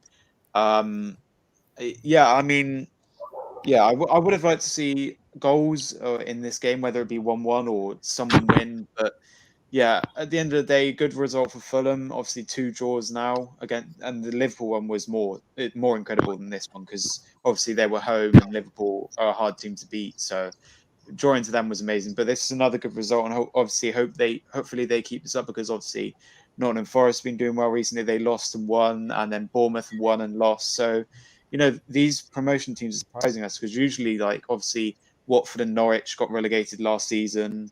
And then Brentford, I think, survived. And then, no, I don't know. They the season before. I'm not sure. But anyway, yeah, good result for both teams. I think Wolves. Hopefully, they can get a win on the board. Another team who haven't got a win, and then Fulham. Hopefully, they possibly might keep drawing games or winning games. I think Fulham possibly stay up now. I might change my prediction a bit. Wolves. I think they might either get mid-table, possibly 11th, maybe with this form. But we'll have to wait and see. Only it's the start, and hopefully Fulham keep up this form and possibly prove us all wrong and survive. And then Wolves, hopefully get the decent results to get them in the top half table. That they're probably obviously they could get top conference league. That could be their aim this season. But I think they want to aim to get 10th or above, mid-table or near the conference league spot. So. Yeah, another boring draw, typical game, but points shared for both teams, and as I said, probably more of a good result for Fulham because they're a promoted team. Playing away to Wolves isn't an easy game, but yeah, I guess good result for both teams, and it's a even game. True, that's very true. Hanno, how's hot chocolate? Almost done. Yeah, what are your thoughts? Yeah. What are your thoughts on the game? Well, it was a boring game as expected, but I'm really, really angry at Mitrovic because how he doesn't score a penalty when I need him to score a penalty. He doesn't score. When I don't need him to score, he scores. So yeah, uh, Yeah. easy, good result for both teams. 2 points for Fulham, 1 point for Wolves. Both teams climbing up on the table, and yeah, it's Wolves probably the least exciting team to watch because they have done absolutely nothing. But Fulham, I think we need to maybe keep an eye on them if they continue on the form they're on. So yeah. Very true, very true. Leon, how about yourself? Yeah, I don't think Fulham should really be too down about this result. You know, they've had a good start in the Prem this season. You know, obviously drawing against Liverpool, drawing against Wolves. You know, and obviously Mitrovic missing the penalty. You know, but he got to put that in the back of his mind now for the next game, because I do think he's a real goal scorer, and he could get maybe about 15 goals, 10 15 goals this season.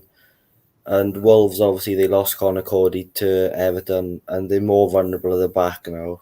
But they've signed Collins from Burnley, so they've strengthened a bit. But I think they do need to do some more business in this window, and if Neves goes as well. But I think we're in the best of games, not much entertainment, but I think it was an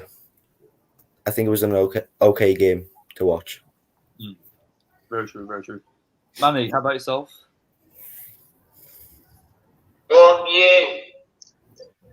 Yeah, can you hear me? Yeah, we Yeah. can hear you now. Yeah. Yeah, so what was the question you were asking? Because I've been going back and forth every now and then. So what was the question? So yes, obviously it was 0-0 between Fulham and also Wolves. So what are your thoughts? Yeah, I think I've given my thoughts. I mean, both teams have shown some fight, but it's going to be a little bit difficult for them to avoid struggling unless they can make some changes to their tactics and so forth and try and get some wins on the board. But they had a good. It was a good game for both of them, and neither team should feel really unhappy about losing that. Yeah. Yeah, definitely. Kobe, how about yourself? Yeah. Well, I'm sure most people will expect Wolves to edge out with a win, but unfortunately, before now, I think Wolves they've suffered a lot of, let's say, crisis and all of that. Raul Jimenez, their main striker, I think he has this since he came back from this head injury which he had. I think he has lost form and all of that. So it's really really detrimental for Wolves at this point because they don't have a goal scorer in my opinion. And Huang what's that? Huang Hichan or something. What's that his name? Yeah, Huang Hichan. Yeah, exactly. So he's not really reliable up front. He can't. I don't see him leading the front line as far as Wolves is concerned. You understand? So they are missing that goal scorer. And defensively, we have to give it to Wolves. At least they are trying defensively. They are a defensive team. Like they have a time can come and they can be very good defensively and all of that. But they need more of that. They need 3 points and they need a player. They need a striker who will be able to give them banging goals week in, week out, and all of that. And when you look at their midfield, also, I think they have been struggling with injuries too. You look at Neto, you look at Neves, and these other lads. Injuries have been the order of the day for them, and it will take time before they start getting back on track and gaining their confidence with the ball and getting consistent and all of that. But for now, I think the Wolves team, it will really take a lot before they get back on track. And I think they have to go back into this window and see how they can actually fix the striker problem because they can't rely on Hichan, and they can't rely on Jimenez, obviously. And as far as Fulham is concerned, well, they were the best team in Championship last season, and I think Mitrovic was the highest goal scorer in that competition. So it's the Championship is quite different from the Premier League, and we have seen it. I think was it last 2 seasons ago where Fulham came to the Premier League, and I think they got relegated that same season. I think Mitrovic too, he's not really consistent as far as the Premier League is concerned. So he needs to find that spark in him. He needs to find that spark. And I think Fulham, they've been decent. Yes, they've been decent. Drew against Liverpool and drawing against Wolves, and Mitrovic scoring some good goals and all of that. But he cannot be relied upon. He cannot. And we see Andreas Pereira, who left Manchester United, came. Obviously, he should be one of their best players, but I think he's kind of injured at this point. So how will Fulham be able to maintain such crisis in the course of the season? I think that's a big question. Do they have players? Do they have quality players who will be able to step up for these lads? The big question is no. Who steps up for Mitrovic? Nobody. So that's a very big problem for Fulham as far as the Premier League is concerned, because in the course of the season, definitely there'll be injuries, there'll be lots of setbacks and all of that. So how do they fare? That's a big question for Wolves and for Fulham, because these two teams, they obviously lack the squad depth as far as I'm concerned. So it's going to be a very challenging course and season for them. Yeah, very true, very true. Whereas Ollie, let's go back to you. I mean, we've already done our reviews on Brentford versus Manchester United. I want your thoughts quickly as well. So, I mean, given the fact that I'm a United fan, it was a shambolic performance. I want your thoughts as an Arsenal fan. Yeah, so I did a stream yesterday, and Arrest joined for a bit. He left and joined back and whatever. But yeah, when he did join, he had a little bit of a rant about the game. He was kind of like blaming all the players. I'm not sure where he is, where he's at with Ten Hag at the moment. I don't know whether he's out or he's giving him time. He's backing him. He's probably backing him till the end of the season, to be honest. But yeah, he's a bit annoyed. I think what the problem is, you're playing Maguire and Martinez, which isn't good enough. And obviously, I'm kind of glad that we got Zinchenko over Martinez, because Zinchenko has proven that he's better. He plays in different positions. With Martinez, he's small. Obviously, they're the same height. We can't complain about that, but he's still small. He's probably been one of your best players, though. Obviously, the only goal you've scored is an own goal, which doesn't really count. So you've lost 2-1 and 4-0. First of all, the first game, a bit unlucky, obviously. Brighton were the better team. You were at home, but you still lost. And then the Brentford game, look, Brentford always turn up against top 6 teams. They beat Arsenal last season 2-0 at home. Don't know what happened against Liverpool, that they probably given a good game. They've beaten Tottenham, I think. They drew to Chelsea. They like have their, at home against big teams. They want to give them a fight. They don't want to say, oh, we're playing Man United at home, let's just give up or not try. And then obviously the thing with United, De Gea isn't doing well. I mean, you need it soon. Maybe next window you need to get a decent goalkeeper. And then the defense is a bit shaky as well. Delort, for Maguire, Martinez, and the left back situation as well. And then obviously midfield, Bruno, and then obviously I was like, a lot of people were saying, obviously, because Ronaldo wasn't playing first game. Well, he started this game and he was your best player and he didn't even score. So, yeah, I mean, you've lost 2 games, bottom of the league. It's kind of the worst start for you, really. But, I mean, there was one, I think someone was talking about it. I don't know who, but there was one season where they lost their first two games. I think it was Man, actually. They lost their first 2 games and then they went on to win the league. Not saying that that's going to happen, but they could possibly lose the next game and then win a load, because it's the same thing that happened at Arsenal last season. We lost 3 in a row, and then we put Ramsdale in goal, and we played Norwich. We played all these teams and beat them and went on a winning streak, and then we were contenders for top 4, and we were literally in the relegation zone 3 games in. So what I'm saying is, Arsenal being in a similar situation, you can lose these 2 games, either decide to lose a load of games and then win a load, or decide, oh, we've lost 2 games, we've got Liverpool at home, let's give them a game, let's try and win, get our first game on the board. You know, if Liverpool lose that, they're in big trouble because they can't lose their first 3 games. Not win their first 3 games. If you're Liverpool, for goodness sake, you were title contenders last year. Surely you're title contenders this year, and you haven't won a single game yet, which is ridiculous. But yeah, the thoughts on the game. Obviously, you were 4-0 down, 34 minutes in. I mean, yeah, once I said it, it's a tough place to go to. Brentford always give a fight, and it's like their second season now, and they know what it's like. I think they'll get top 10 again this season. Maybe whether it's 10th, maybe 11th, or whatever, they could fight for you. Maybe win a domestic cup or Conference League. But yeah, disappointing for you guys, and obviously we're gonna have to wait and see for the Liverpool game. Obviously, both teams looking for their first win. Liverpool drawing their first 2, Man United winning their first 2. So obviously. Losing their first 2, sorry. So obviously, Man United want the result more, but then Liverpool want to win as well because they want to, win a game and prove that they're title contenders.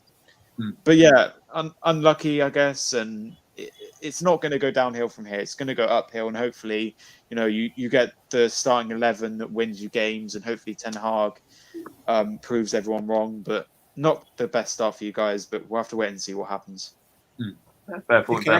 Can I say I couldn't see my thoughts on that game. I don't know if I Yeah, can say sorry. something. Did you say your thoughts? Yeah, Yeah, go on. Go ahead, Julian. Go ahead. All right.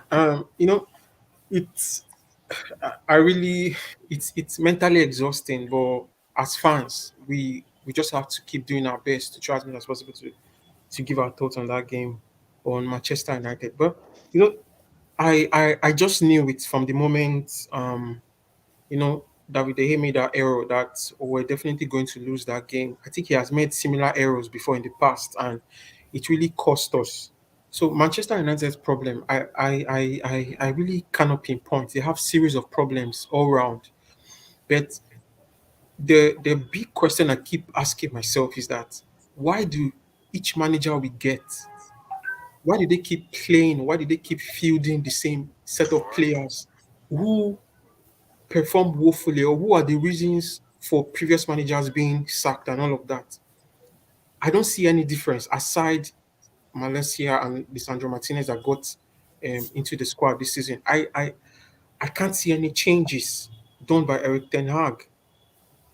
Maguire has been awful. There's Eric Bailly or Phil Jones. You try these lads, but the manager keeps fielding in the same set of players who perform, who are subject to criticisms. He keeps fielding the same players every game week, and you cannot expect miracles. Fine, we understand players need to be shipped out, players need to come in, but at the same time, the club or the manager himself, he has to gather up. He needs to be, that courage, be courageous, get that momentum, that audacity, bench a player like Maguire. Diego Dallo has been really, really bad in the first 2 games. Take that courage. Try Wan-Bissaka. Manchester United is a club that they don't trust their depth. They don't trust their bench, the bench players. They don't. And who knows? Who knows? Solutions could come from these lads. Because Maguire plays woefully almost every game week. You still field him. There's Eric Bailly, and we saw what he did in the preseason. So there are chances whereby he could actually step up games. Wan-Bissaka, Diego Dallo, the same thing. He has shown he can be very unreliable. I think he's an overrated player as far as I'm concerned. Fielding Wan-Bissaka, Bruno Fernandes. At least thank God we have Eriksen now, and there's the Van der Beek right now. Let him sit on the bench. Let him try and figure out what else exactly is his problem, because I think as far as I know, Fernandez, he makes hasty decisions. He does not think before he plays. He plays before he thinks and makes a series of mistakes and errors. So there are a lot of problems, and it's question, in as much as I get this specification from my mind and say that, okay, Ten Hag needs time. We need to give him time. But at least Ten Hag needs to take that courage to bend some set of players. And let's hope that if he's not able to get the kind of players he wants before the Liverpool game, at least he should be able to bench most of these players against Liverpool. So it's really disheartening. So we all know Brentford, they were superb. Ivan Toney was massive. Mbeno, in fact, all round they were superb. That counter attack that I think Mbeno, was it Mbeno that scored that Well, that yeah, goal? I think so, yeah. Exactly. That's a typical. They played like a typical Manchester United on a counter. So it shows that the down from the defense to the attack, they were disjointed, nowhere to be found. They were out of positions and all of that. So kudos to Brentford, and I hope they continue this this good form of theirs, and let's see where it ends up. And we, as always, as fans, we are actually expecting a reaction, and we hope that Ten Hag does the needful. McFred, were they the problem? No. McTominay didn't start that game. Was it McTominay? There was a player. It was actually Ericsson also fresh. Yeah, Ericsson fresh. Exactly. So you can see. So we say Maguire is the problem. If Maguire gets benched, definitely we'll find another problem. So Manchester United problem is quite vast, and it takes courage. It takes courage from Ten Hag to, Manny, find a solution. sorry about that. I know that you've got to go in about a couple of minutes, but I want your actual thoughts on the actual Nottingham Forest versus West Ham game, and also last game was between Liverpool and Crystal Palace. So could you delve into Liverpool quickly? Wait, sorry, Hadi. Did we talk about the Chelsea game? Because I don't think I talked about it. Yeah, Manny needs to go. In. Oh, right. Okay, go on then. Yeah. So I'll be very quick. Forest and West Ham was a game where the VAR decisions were all spot on. Credit to the referees and the VAR people involved. Forest proved that they do belong in the Premier League, and they've been very serious with their signings in the transfer window. And the new signings definitely play to a man. I think Lingard could very well have a big season for them. A lot of United fans were writing him off, but he could very well prove to be the difference between Forest staying up comfortably and being embroiled in a relegation battle. He and the new striker, Awani, I think his name is. Henderson has been he had a good game, but he still has a lot more to do. But Forest looked good. West Ham were perhaps a little bit lethargic. I mean, they had their chances, they have themselves to blame. Liverpool dominated Palace, should have won that game. Núñez was silly, but Palace were good value for the draw and nothing more. And I think Liverpool have to get their act together as well. Okay, now for my socials. You can catch me on Twitter at Thangatharai1981, Instagram, MannyThangatharai1981. No individual YouTube channel, but you can catch me on Del Boy Gunner TV, SVLey TV, and of course Oris Talks Football. You maybe or one or two other podcasts. And also, as well. he's been on my channel as well. So. Yeah, Ollie as well. Thanks a lot, mate. That was a wonderful stream yesterday. I enjoyed that. And I just float around, chew the fat, spew my guff, go wherever I feel welcome, and just talk about football. And that's the way I roll. Thank you. Big up, Manny. See you. Bye, guys. See you. Bye-bye. Bye-bye. All right, lads. Right, let's go. So yes, guys, let's start with this game though. I mean, very close game between both sides, and obviously with West Ham, they've got the better quality in squad. I mean, West Ham, they're probably in disarray at the moment. So Ollie, let's start with you. What are your thoughts on that? On this game, well, Joel, who's been here before, his dad supports Forest, so he was a bit disappointed with the first game. Obviously, I think they lost 2-0, and I actually predicted that score as well. But yeah, obviously coming out from a loss, home. Obviously, they've been waiting, many years for this game at home, a home fixture in the Premier League against the Premier League team, which is West Ham, who have been in the Premier League for a while, probably most of the 30 years it's been going as the Premier League. It's obviously been called something else before. But yeah, going on to the game, good win for Nottingham Forest. Obviously, I play fantasy football, so I was hoping for a West Ham goal because I had Nico Williams on the bench. But yeah, as I said, yeah, good. If it would have been a draw, it would have been unlucky for Forest. But it's a good win for Forest, getting the first win on the board. And I think out of all the promoted teams, they're definitely staying up. Obviously, with Fulham drawing, with Bournemouth winning and losing, I think Bournemouth's a favourite to go down now. Fulham and Forest are just proving everyone wrong. Forest, a lot of people were predicting them to finish above the relegation zone. No, sorry, continue. After you speak, I will. Okay. And then obviously, Fulham drawing, and but we'll wait and see. But I think Nottingham Forest can prove us wrong. Obviously, beating West Ham at home is a good result. So hopefully, if they keep this momentum, maybe draw decent games that they should have lost, and keep winning, they can definitely. I think their aim is to definitely get out of the relegation zone, not be in a battle. But I think the big aim is probably not European football. They're not that ready yet, I don't think. Obviously, they've made a lot of signings, but I think they can definitely challenge for top half table, top 10, mid table. But yeah, big up Joel. Thanks for being in the comments anyway. Yeah. Yeah, But yeah, overall good result for Forest. As I said, Joel's here. Yeah, his dad's a Forest fan, and yeah, I believe he's a bit of a Forest fan as well. When they play, if they're not playing Arsenal, he'll probably support them.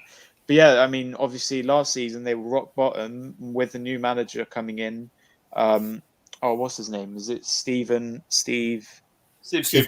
Steve Cooper, yeah, Steve Cooper. He's a great manager. He used to manage Swansea as well, so I'm kind of a Swansea fan. They're my championship team. So, but yeah, good result for Nottingham Forest, and that's all I can really say. But well done, Forest, for your first win, and hopefully it's up from here. Hopefully they get mid table, and yeah, hopefully they stay up as well, which I think will definitely happen. Very true, very true. I know. Let's go to you. What are your thoughts things going? Okay. West Ham, unlucky. They scored like 5 times. And in this game, VAR was good. The ref was good. Well done. Why couldn't you ref our game? That's our game. But I want to speak to Oli. He's talking about after 2 games. He's starting letter by letter hyping up Arsenal title race, hyping up Forest and Fulham, surviving. What's on about that? 2 games. It's only 2 games, Ollie. Come on, calm What? down. What are you talking about? Are you talking about me? Yeah, who else is called? Right, Okay, so you're dropping little that you want the title charge, title race, saying Forest easily looking like favorites to stay up with Fulham. It's only 2 games. Calm down. Yeah, no, I'm just saying that based on what's happened so far, Fulham could possibly stay up. Bournemouth, with 1 win, they could, scrape relegation, but I think they'll be favourites out of all the teams to go down. And then Forest, you can't complain. They're going to stay up. You've got to realise that whether you hate them or not, they're going to stay up. That's just my thoughts of it. I know it's only 2 games, but I feel like Fulham could prove everyone they can survive and they can stay in the Premier League, which no one would have thought of. Yeah. Very true. So yes, Leon. So yeah, Hannah, if you want to continue, continue. Yeah, go ahead. Sorry. No, can continue. I'm done. Yeah, go. Yeah, continue. That's fine. Right. No worries. So yeah, Leon. How about you? What are your thoughts? Yeah, I mean, it's a really good result for Forest. I mean, Lingard's laughing, obviously West Ham wanted Lingard, but, he's obviously proved West Ham wrong, and he's obviously going to beat them for Forest now, But I think some of the new signings for Forest had a really big impact on that game, Williams, Lingard, and a few others. But I just think West Ham could deal with the pressure and the home atmosphere of the City ground. And yeah, it was a really good result for Forest. They bounced back from the Newcastle defeat, and I think if they keep going, they can really hurt big teams. Very true. So yes, Toby, how about yourself? Yeah, it's a very good game for There Nottingham you Forest. are. It's a very good game for them actually, and everybody expected them to lose the game, but with the determination, the team cohesion, and all of that, so they were able to edge out through against West Ham. I think Taiwo only made that goal. It was fantastic, and Dean Henderson proved the point. I think he made series of saves in that match. So it was actually a very, very tight, tough game for Nottingham Forest, and they were able to withstand the pressure from West Ham. Hopefully, they can be able to, keep up this good form of theirs in the course of the season, which, well, the Premier League, it will be very, very difficult, but they just have to try. But I think Leon mentioned Lingard was laughing and all of that. These Yeah, players, these players are they really want to prove a point. You know, they want to tell Manchester United and they want to tell the world that they were, will I say, roughly handled and all of that. Dean Henderson was superb in goal. Like he made series of saves, like I said, and he was able to, help them maintain the lead. I think that was towards halftime. The goal was scored. Yeah, so it was fantastic. West Ham, on the other hand, I think, well, I wasn't really expecting more, though I expected them to win. But on the other hand, I wasn't expecting much from them because Antonio has not really been reliable for them and all of that. And I think there have been speculation concerning Benrahma, and the team is still not really taking shape. And like I said before, the season just started, so it's very wrong for anyone to start concluding on teams and all of that. But kudos to Nottingham Forest for making a statement and proving a point that they are here to stay in the Premier League. Very true, very true. Well, then let's move back to Chelsea and also versus Tottenham. I mean, what game that was? I want my thoughts from also Ollie and also Kirby as well. So, Ollie, I want your thoughts. Yeah.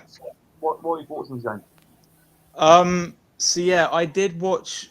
I didn't watch most of the first half, but I watched it from about 40 minutes to the 45th, and then I think I went out or something. I did something before the second half, I think, or I did watch a bit of the second half, but I didn't see the ending. But obviously, I think more off the pitch was talked about than this game on pitch, obviously, because the red cards at the end with the Tuchel handshake, and obviously all the memes happening and everyone talking about it, and obviously with the commentary saying, "Oh no, it's far from over" when it happened. And yeah, obviously, the fans were great as well. When Chelsea scored, they went crazy, and obviously the away end when Spurs scored. But obviously, Chelsea, they had the game to lose. They were winning. And then did they go 2-0 up or was it 1-1? It was 2-0 up. It was Yeah, 1-1, 2-0 up. 2-1, Yeah, well, and then 2-2. I didn't watch the game, but I was hoping that they didn't score another goal for my for Mendy to not score another one for my fantasy. But yeah, I was like, oh, this is going to be 2-1. Yes. And then I looked at the score and it was 2-2. And then, of course, Kane scored. But I think if Chelsea would have won, the Conte thing would have been more like way worse. But because it was a draw, I think what happened was the game ended. It was mixed emotions. Some people were happy, whatever. And obviously they went to shake hands and then someone pulled it and then everyone came over to stop it. And the weirdest thing though was the red cards, because obviously I was thinking, well, what's going to happen? But obviously they're being charged with the FA and they're not going to be obviously have to be in the stands the next game, which is quite bad for both teams, obviously. Chelsea, and they've got to play their next games. I'm not sure who their next games are, but yeah. Next game is Leeds, and then who's Spurs got? Leeds and Wolves. Wolves. Yeah, that's going to be a massive blow not having their managers by the sideline. But yeah, thoughts on the game. Obviously, I did in games like this. I predict a draw. So say it's Liverpool, Man City. I might go Man City, but that's usually a draw. But wherever you're home or away. Oh, who's watching the stream? Yeah, let's watch something. Who's watching the stream? Can you turn it off? Yeah, all right. Guys, we turn it down. What's that noise? Yeah, sorry. As I was saying in the game, you see this game. Both teams, got top 4 last season, so you're kind of thinking a draw. Who's going to win this match, whatever. But yeah, I think it's an even result. I'm not sure whether either team's going to get top 4. Obviously, they're not in the top 4 at the moment. Spurs, winning and drawing, that's 4 points. They might, I don't know if they're in top 4. And obviously, Chelsea drawing and winning as well. So, ideally, you want to get as many wins as you want early and then, lose to the big teams, whatever. But I guess it's a good result for both teams. One team, obviously, Chelsea would have liked the win, but then on the other hand, it was a good result for Spurs because they were going to lose and they equalised. So. But yeah, I watched a tiny bit of the game. It's one of the one of 3 games I watched a bit. I watched a bit of the Aston Villa game on BT. I watched this game, and I think I watched a bit of the Liverpool game as well on the Monday. So I watched a few of the games, but obviously you can't watch the 3 o'clock kickoff ones. So I didn't watch any of them. Legally, no way. Yeah, legally, yeah, but Yeah. no, you can keep up with the scores obviously, but Yeah. no, I mean, yeah, even game. I would have probably predicted a draw if I was on any prediction show. I don't think I did any predictions this game week. So, but if I would have done a prediction, I probably would have done 1-1, 2-2. But as a Chelsea fan, I probably would have gone for a Chelsea win. And Arsenal fan, obviously, Spurs losing is funny, but even Spurs drawing is funny, and obviously at the end was funny as well. But thoughts, yeah, even game, and yeah, Chelsea really should have won it, but yeah, fair play to Tottenham, got the draw at the end, and came with the goal as well. So yes, Toby, what are your thoughts? Some of your thoughts. I mean, we actually discussed about this earlier. I know we got my thoughts from Leon and also Hanno. What are your thoughts on this game? So, with a draw, do you think that will impact Tottenham potentially? Yeah, well, playing against Chelsea, I don't expect any Tottenham player to actually think that they were definitely going to, find the game easy and get the 3 points that easy. No, no player, no Tottenham player would think that because they know the Chelsea team have fantastic players and they have a fantastic manager who has a fantastic record against Antonio Conte. So it's a good one. It's a good one. At least Conte was able to respond to make sure that he wasn't beaten by Tuchel and his Chelsea team. But overall, it was a brilliant response from Spurs. It was a brilliant response because I think 83rd or 80th from the 80th minute downwards, I think Chelsea were leading 2-1, and Tuchel celebrated like the game was over. He celebrated like the game was over, but it was a massive confidence, and it was a massive comeback from from the Spurs team to make sure that they equalized and avoid defeat. Like, at least we'll see more good games from Spurs and from Chelsea. Obviously, in the course of the season, they are one of the teams to actually watch out for as far as the Premier League football is concerned. Perisic, I think he made an assist in that game. Yeah, he did. Spurs Yeah. actually, Yeah, exactly. They had, in fact, most of the players they had brought in this season in transfer window. At least we are seeing glimpses of what they can do. We saw that with Kulveski last season. Now we are seeing Perisic. But I think we need more games to be able to conclude whether Perisic is a good signing or not. You understand? But there are a lot of things, a lot of expectations in the sports team, which I think with a top class manager as Antonio Conte, he should be able to bring out the best from these lads. And Tuchel obviously doesn't need any introduction. We all know what he can do and all of that. So it's two fantastic manager and two fantastic football club. The result is actually it's a good one for me as far as I'm concerned because both clubs are not expecting to just claim 3 points so easily, just like that. Another thing I forgot to say is with Spurs, obviously they were 2-0 down, but I think they became a better team when Perisic came on. Obviously, he got the assist and he had an impact on the game. Yeah, But exactly.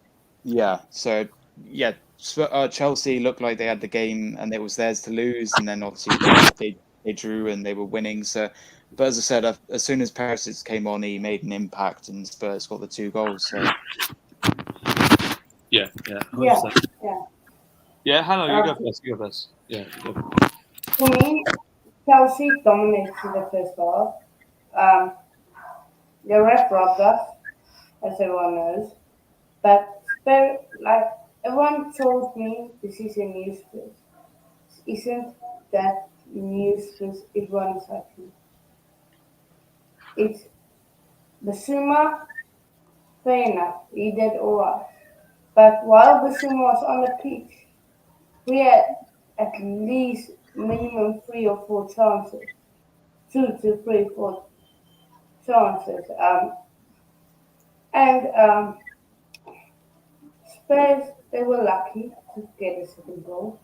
The Perisic, he definitely makes difference. They played absolutely great. That's one of the reasons why they could uh, be top of should should should of the season. Yeah, Joe. Yeah, if it's not a red card, it is or yellow. It's at least a foul. That's the main thing. Really don't care if it's a red card or anything. At least it's if it's a foul. Um, but definitely if you guys saw, but I I think what is it? Let me something on Arsenal. Let me just find out what it was. But continue. Yeah, very true, very true. So yes, Leon. I mean, given the controversy on the Arsenal. game. Yeah, so yeah. Obviously, I'm on your thoughts on the actual touchline ban being Tuchel and also don't forget contest. Well, I mean, it was very controversial. I mean, if you compare it to Pep and Klopp, they're so respectful. They love each other, and also if you look at their engagement between each other right now between Conte and also Tuchel, so indifferent, so indifferent. So it's Leon. What are your thoughts on that? Yeah, I mean, obviously there's like a big rivalry between the two managers, obviously as we saw, but I think that's what you want to see nowadays. The Premier League's too nice in some games, but obviously when Chelsea went 2-1 up, obviously like Tuchel was celebrating like they won the league or something, and he can't have been doing that, but. Yeah, I think it was a really good game, to watch, and obviously the managers they made the entertainment. I think, especially the end of the game and the goals. But I think that's what you want to see nowadays, and it was a good game. Very true, very true. Let's move on to our last game now as well.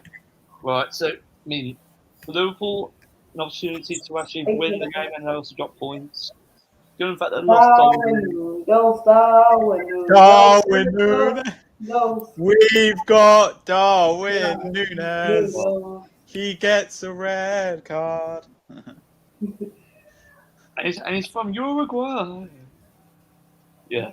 So I mean, if you look at this game for Liverpool, I mean, dropping points for them, it's so imperative. And if they actually lose the game, if they didn't lose it, it would have been so impactful for them. So yeah, let's start with Leon. Leon, I want your thoughts on the score. Yeah. Well, it was. I think Palace done really well, to get the 1-1 draw, and I think what helped them was Zaha's pace in behind. The through balls into Zaha were really crucial for Liverpool's back line, and obviously it was a really good score for Palace to get the 1-1 draw. I think Vieira was a top manager. Together, he got all the tactics right, in my opinion, and Anderson winding Nunes up, he like targeted him because he knew he would get a reaction off him. And Liverpool, obviously, Diaz scored a good goal, but Salah was really quiet, and I don't think they didn't have loads of chances, but they didn't have not many chances. They had average chances, I would say, but I think Palace probably a really good test, and it was a really good game from a neutral point of view. Very, very true, very true. So Ollie, I want your thoughts. Yeah, so another game that I did watch a bit of. I think I watched I watched the first half until half time, and I watched the last, I think, 10 minutes. So I saw the Palace goal, which was a bit stupid. I don't remember seeing the Diaz goal, but that was good for my fantasy team. Sorry for keeping mentioning that, but yeah, Salah as well. He did very poor.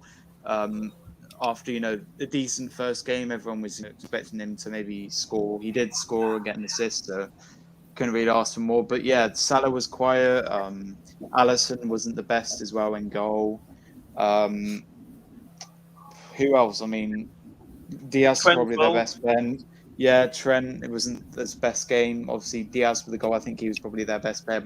With Nunes, though, I think that it's kind of a bit annoying, a bit sad how it's spiraled the other way, because obviously Anderson, who was involved in that, getting a lot of online abuse, which is a bit annoying. Obviously, you know, we've seen stuff like that when Saka missed the penalty. He got a lot of racist abuse, and then obviously scoring a few penalties for Arsenal as well after that. But yeah, I mean, I saw the Palace goal. It was a bit stupid to give away. No clean sheet for them as well. And then the Diaz goal was it was all right, I guess. I mean, they could have, you know, Diaz on the goal last. was alright. Diaz goal alright. Did you What was see? it not good? It No. was spectacular. Was it? Oh, Better than okay. It ever was seen. spectacular. It was, Yeah, but I don't know what this Ilias guy is on. I don't know why you think Liverpool is still winning the league, because first of all, He's one of the deluded Liverpool fans, actually. But yeah, That's Nunes football, getting the though. red card. But also another thing I wanted to say is that I don't think the goalkeepers have done that well. The top 6 goalkeepers done that well, because obviously Mendy didn't keep a clean sheet, Alisson didn't keep a clean sheet, Ramsdale, De Gea, what else? Tottenham as well, and Edison. Edison was the only decent one because he kept a clean sheet, and obviously Jose Sarr got a penalty save as well. Pope. So there were surprising keepers that did well, and then obviously 5 out of the 6 big 6 keepers didn't keep a clean sheet. So yeah, a bit surprising with the goalkeepers. I quite like, you know, I played goalkeeper, and I quite like, you know, Ramsdale was a goalkeeper as well. So yeah, but I mean, this was a shocking result. I mean, it's not as shocking as the big up Bobby, yeah, but it wasn't as shocking as the Fulham result. But yeah, I mean, Liverpool need to up their game up now. They need to get a win against United. They need to somehow, you know, start turning this around, because I mean, it could have been worse. Obviously, they could have lost their first 2 games. They could have lost this game 1-0, and then they could have lost to Fulham if it hadn't been for Salah and the other goal. But yeah, look, Elias, if you want Liverpool to win the league, you've got to win all your next games or draw games. So I don't think you're winning the league, mate. I mean, Man City With that goal midfield, difference wins as well. Yeah, exactly. So, and plus, you know, injuries you have as well. Like I remember one time you literally had no defenders. You had like your second backup defenders. You had Virgil van Dijk out. So whenever that happens for you, you're screwed. I mean, you can play your second team and still do it right, but yeah, that's the problem with Liverpool: injuries, inconsistent draws, and stuff like that. But yeah, I'm still favouring Man City, unless something happens, unless someone wins this year, and then they might. Oh, he said he's kidding. Yeah, I hope you are, mate. Yeah, that's very good. So yes, Toby, I want your thoughts. What are your thoughts? Well, it's a typical Premier League, like I've always said. You know, you can expect disappointment from any angle, regardless of whether you are a big club or not. Well, kudos to Crystal Palace. At least I really wanted them to, you know, to win that game, but unfortunately they lose guarded, and I was happy, at least for the sake of my fantasy Premier League. Luis Dyer has actually scored, which I have in my team. Yeah, Yeah, but same. obviously, and we know Crystal Palace. They've been a thorn in the flesh as far as big big clubs are concerned. You understand? So they are not an easy team to just beat just like that. So they showed class. Zaha being their best player, of course, every season he steps up. At least some of the times they need him, he always delivers and all of that. So it's a good one for them. At least they avoided defeat. Everybody expected, at least they expected Liverpool to win massively, considering the draw they had last week against Fulham. But Palace were able to hold them down in spite of Nunes, and in spite of Salah, in spite of Diaz, in spite of Arnold, and their best players and all of that. So it's a good one. And as far as Nunes is concerned, well, this is the Premier League. He obviously is or was the best player in Benfica, I think, the last season. No. Was it 34 goals? Yeah, exactly. Yeah. So this is So welcome to the Premier League. If I have the opportunity to see him, I think I'm going to tell him that, because this is arguably the best league in the world, and you regardless of who you are, or regardless of if you are the best in your league or thereabout, your quality will be tested in the Premier League, and we've seen it. I think he may struggle if he doesn't bring his head down. He may struggle in the league, and he might have problems. And I think he might have problems with Klopp if he doesn't probably learn from the mistake, the red card, which should have been avoided. You understand? So Palace were able, kudos to them, they were able to put Liverpool in check, regardless of Salah, because being obviously the best player in the Premier League at this moment, they were able to hold him down to the point where he never scored, he never had any assist. Kudos to Palace, and even if we may not be expecting much for them, I would say at least we should let's appreciate Vieira. He's doing a fantastic job there at Crystal Palace. Regardless, he's doing a very fantastic job, and Crystal Palace, they may not be an easy team to beat. They may not be an easy team to beat. And Liverpool, on the other hand, drawing 2 games, well, the season just started. Maybe they are trying to gain or get their shape and their rhythm. So we'll know in the course of the season. But if they continue, By the way, like who do this- you support, Toby? I'm a Man U supporter. I support Manchester United. Yeah. So Big if- up, big up. yeah. So if Liverpool continue like this, which I don't think they will, well, I don't think there'll be a good chance for them to definitely compete with Manchester City. But it's like I said, and I've always said, and I'll keep saying it. This is just early days of the season. We can't really take in much from the performances of teams at these early stages. So we will know in the course of the season. So Just one more question as well. Where are you from? Nigeria. Okay. Yeah, from Nigeria. Oh, Big up Nigeria. Nigeria. Big up. Yes, big up Africa. Yeah. Oh wait, we've got 2 African people because Yeah, Hannah's from South Africa. Yeah. Yeah. Hanno and also Toby. Big up though. Big up guys. Big up. Bobby, where you from in Nigeria? Yeah, I'm from Lagos. I'm from Lagos. Lagos, the Lagos. capital. Yeah, the Lagos, capital. Nice, man. Yeah, the capital.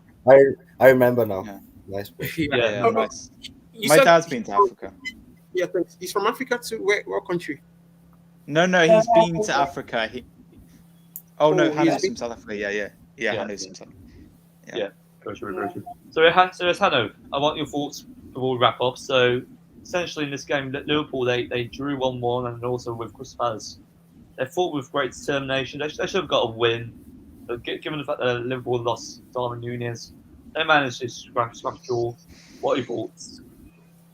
So yeah, I am so glad I changed my prediction from Liverpool into the draw, because as soon as I saw that lineup of Nat Phillips there alongside Trent, I knew it was good man. Yeah, I wish I didn't. I wish I knew that Liverpool can't score 2 goals because they are shite. Right? So, yeah, bad result for Liverpool. They really need to sharpen up. This month was critical for them because you look at the games, they should win them, these upcoming games. And will they? That's the thing. And if they drew against United, it's peak. It's peak if you drew against United. So, yeah. But United fans will be loving it if they can get a draw versus Liverpool. Yeah. Yeah, 100%. Let's guys, we actually just received some breaking news from David Ornstein. Rabiot, That Adrian Rabiot, his move to Manchester United, it's collapsed due to his obscene wages. Oh, come on. He's too greedy, man. He's too greedy, bro. Like he wants so much. Like, yeah. But it turns out we're after Casemiro as well. Casemiro of Real Madrid. Yeah. I highly doubt that's the case. Yeah. De Jong, I still wouldn't rule out De Jong, but you never know with United. You never know. No. But yes, guys, before we wrap up, where can we find you? So, Ollie, where can we find you? Yes, so you guys know the drill. You can find me, DJ Sinclair, on YouTube. We are 24 away from 1K now, which is the big aim. So please subscribe there. I've also done a recent poll as well, where voting if I should do a second channel. So please vote yes or no on that one. And check out my latest stream I did. Includes Joel, Hanno, Arrest, Elliot, and Manny joined that one as well. And I've also done a bullet train review. If we get that video to 10 likes, then I'm going to do another film review. And there might be a video out tomorrow as well. Yeah, and apart from that, you can also find me on Instagram, ollie.sinclair556. I post about my personal life from there. I do stories, posts, comment on posts, so you can follow me there. And on Instagram, you can also follow my fan page, Aaron_Ramsdale fan page 1. And finally, I've got a few other ones. I won't mention them all, but you can also find me on TikTok, OllieZeppet556. And one final one, Mixcloud is where I do all my mixes, DJ Sinclair 556. And yeah, apart from that, go click the link in my bio for all my socials. And I do have Xbox and PlayStation, but please do message me personally for those ones. And yeah, that's where you can find me. But mainly DJ Sinclair on YouTube, go subscribe to that. And my personal Instagram is ollie.sinclair556. Yeah, big up for having me on. And yeah, thanks as always, Hardy. Thank you, Ollie. Thank you, Ollie. And you know what? No thing. PlayStation is better than Xbox. Yes, it is. Yeah, Yeah. this is PlayStation 5's there. Yeah. Yeah, big up, big. So yes, Toby, how about you? Where can we find you on social media? All right. You can find me on Instagram, Toby Mikey, Mikky. How do you spell Toby? Toby, is it? Tobe. Tobe. And then what after? Oh yeah, I found it. Yeah, I found it. I just found it. Okay, right. Then I think I have a Man U fan channel at MUFC Global Forum. It's a fan. Very good. Yeah, I think we have about. Oh yeah, I found it. Yeah, you have 4,000 followers. Yeah, 4,000 followers. Yeah, so on Facebook, Toby Mikey, same on TikTok, Toby Mikey. But my most active accounts are on Instagram. I'm more active on Instagram. You understand? At Toby Mikey, and both my personal account and my Man U fan page. So that's where you can find me. Do you have YouTube? No, I don't have any YouTube. Yeah. Oh, okay. All right, very bad. So yes, Hanno, how about yourself? Okay. If you don't know already, could just come on YouTube. Coach_Corner on Instagram, and Hanno_Coach Corner on Twitter. Follow me on all socials and subscribe to the channel. And get your rest of free answer service. Get in. Yeah, big up. So yes, Leon, how about yourself before we go? Yeah, so the main one my TikTok is United Clips. We're closing on 300k, so please follow me there. And my personal Instagram is leon.mufc. I don't do any other socials.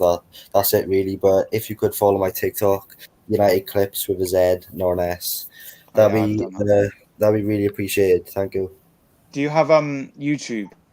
No, I might be starting the YouTube next year. Like if. Oh, cool. Yeah. Yeah. Maybe next year, guys. Yeah. Guys, thank you.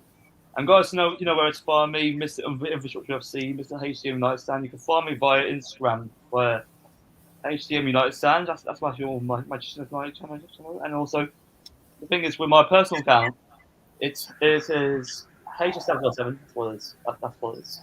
So it's everyone.